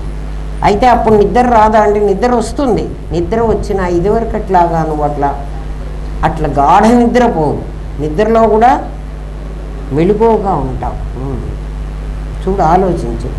నిద్రలో మెళుకువగా ఎట్లా ఉన్నానండి? పరీక్ష రేపనంగా, రేపు ఎగ్జామినేషన్ హాల్కి వెళ్ళాలి, నేను చదువుకుని పడుకున్నాను, నేను నిద్రపోతాను. బట్ నేను నిద్రపోలే. మీకు అందరికీ అది అనుభవం. చదువుకున్న వాళ్ళకి అనుభవం ఉంటుంది, మరి చదువుకున్న వాళ్ళకి అనుభవం ఉండదు. మరి చదువుకున్నారో నాకు తెలియదు. అంటే ఆ రోజు నిద్రపోయినామా, నిద్రపోలేదా కదా. మనకు చాలా కావలసిన వాళ్ళు ఎవరైనా హాస్పిటల్లో ఉన్నారు, యాక్సిడెంట్ అయింది, చావు బతుకుల్లో ఉన్నారు, రేపు చచ్చిపోతారో బతుకుతారో కూడా మనకి తెలీదు. అప్పుడు కూడా మనం నిద్రపోతాం, కానీ నిద్రపో. రాత్రి అంతా నేను మెళుకుతూ ఉన్నాను రా అంటాడు. వాడు ఏం మెళుకోతలే, వాడు పడుకుని నిద్రపోయినాడు. ఆలోచించు. మా అమ్మవారి శక్తి, అజ్ఞాన ఆవరణ విక్షేపాలు నీ మీద పనిచేస్తాయి. వ్యాధి తగ్గిన, ఆరోగ్యం రావడానికి పథ్యం చెయ్యాలి. రోగం తగ్గిన తర్వాత నువ్వు మళ్ళీ ఆరోగ్యంగా ఉండడం కోసం నాయన ఇవి తినవాకు అని డాక్టర్ చెప్తాడు. పథ్యం అంటారు దాన్ని. సమాధి వచ్చినా నిలబడ్డానికి సాధన అవసరం. నేను మాత్రమే ఆత్మనని తెలిస్తే చాలదు, మిగిలిన ప్రపంచమంతా నేనేనని తెలియాలి. ఆత్మవత్ సర్వభూతాని యః పశ్యతి సపశ్యతి. నిజంగా కళ్ళున్నవాడు ఎవడరా అంటే ఆత్మవత్, నీలాగా. అదే బైబిల్ కూడా చెప్తుంది, నిన్ను వలే నీ పొరుగువాడిని ప్రేమించు. నన్ను వలే నా పొరుగువాడిని ఎందుకు ప్రేమిస్తాడు? పక్కవాడిని మనం ప్రేమిస్తామా? పక్కవాడే అసలు మనకి శత్రువు కదా. ఎందుకంటే వాడు బాగుంటే మనం అసలు భరించలేము. వాడికి ఏమైనా కొంచెం బాగుంటే మనకి చాలా కుళ్ళు. వాడిని ఎట్లాగైనా, మనకి ఆ డబ్బులు రాకపోయినా పర్వాలేదు, వాడికి రాకుండా పోవాలి, వాడు పాడైపోవాలి, అంతే. అది మనుషుల లక్షణం. ఆత్మవత్, పురుగు వాళ్ళలాగా అనలే, ఆత్మవత్. నిన్ను నువ్వు ఎలా ప్రేమిస్తున్నావో అట్లా అందరినీ ప్రేమించగలుగు. అంటే నన్ను నేను ఏమని ప్రేమించాను? నాకే డబ్బులు రావాలి, నాకే మంచి భార్య రావాలి, నాకే కొడుకు పుట్టి కాదు. నిన్ను నీవు ప్రేమించడం అంటే నేను సచ్చిత్తులని తెలుసుకోవడం. ఇప్పటిదాకా తెలిసింది అదే కదా. అప్పుడు నీకు కనపడే ప్రపంచం అంతా సచ్చిత్తులే. అర్థమైందా?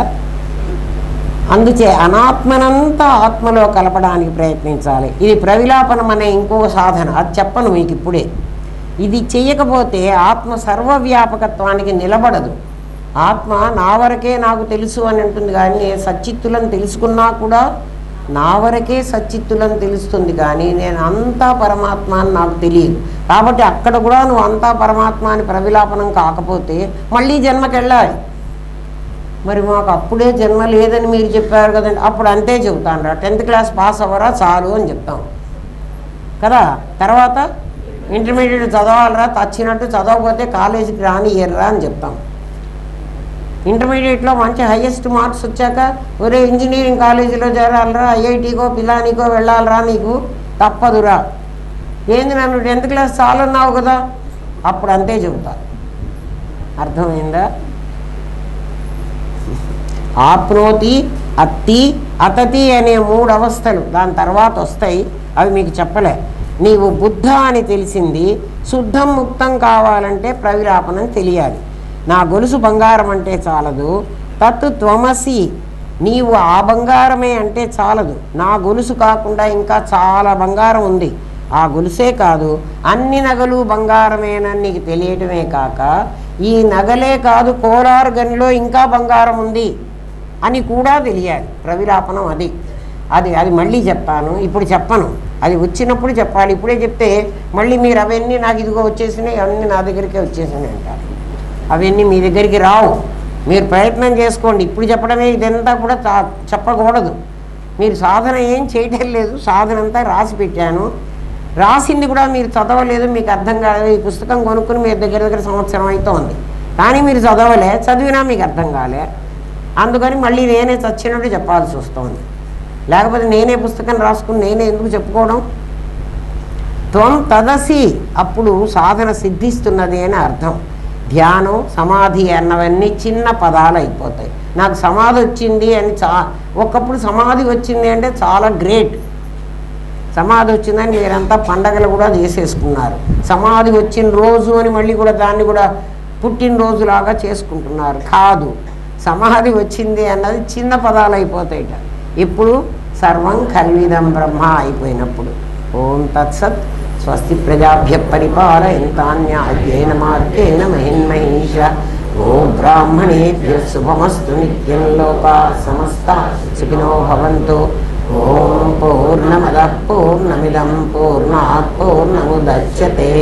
పూర్ణస్య పూర్ణమాదాయ పూర్ణమేవావశిష్యతే. ఓం శాంతి శాంతి శాంతి. ఓం నమో బ్రహ్మాదిభ్యో బ్రహ్మ విద్యా సాంప్రదాయ కర్తృభ్యో వంశ ఋషిభ్యో గురుభ్యో నమో మహద్భ్యః. సర్వోపద్రవరహిత ప్రజ్ఞానఘనః ప్రత్యగర్థో బ్రహ్మైవాహమస్మి బ్రహ్మైవాహమస్మి బ్రహ్మైవాహమస్మి.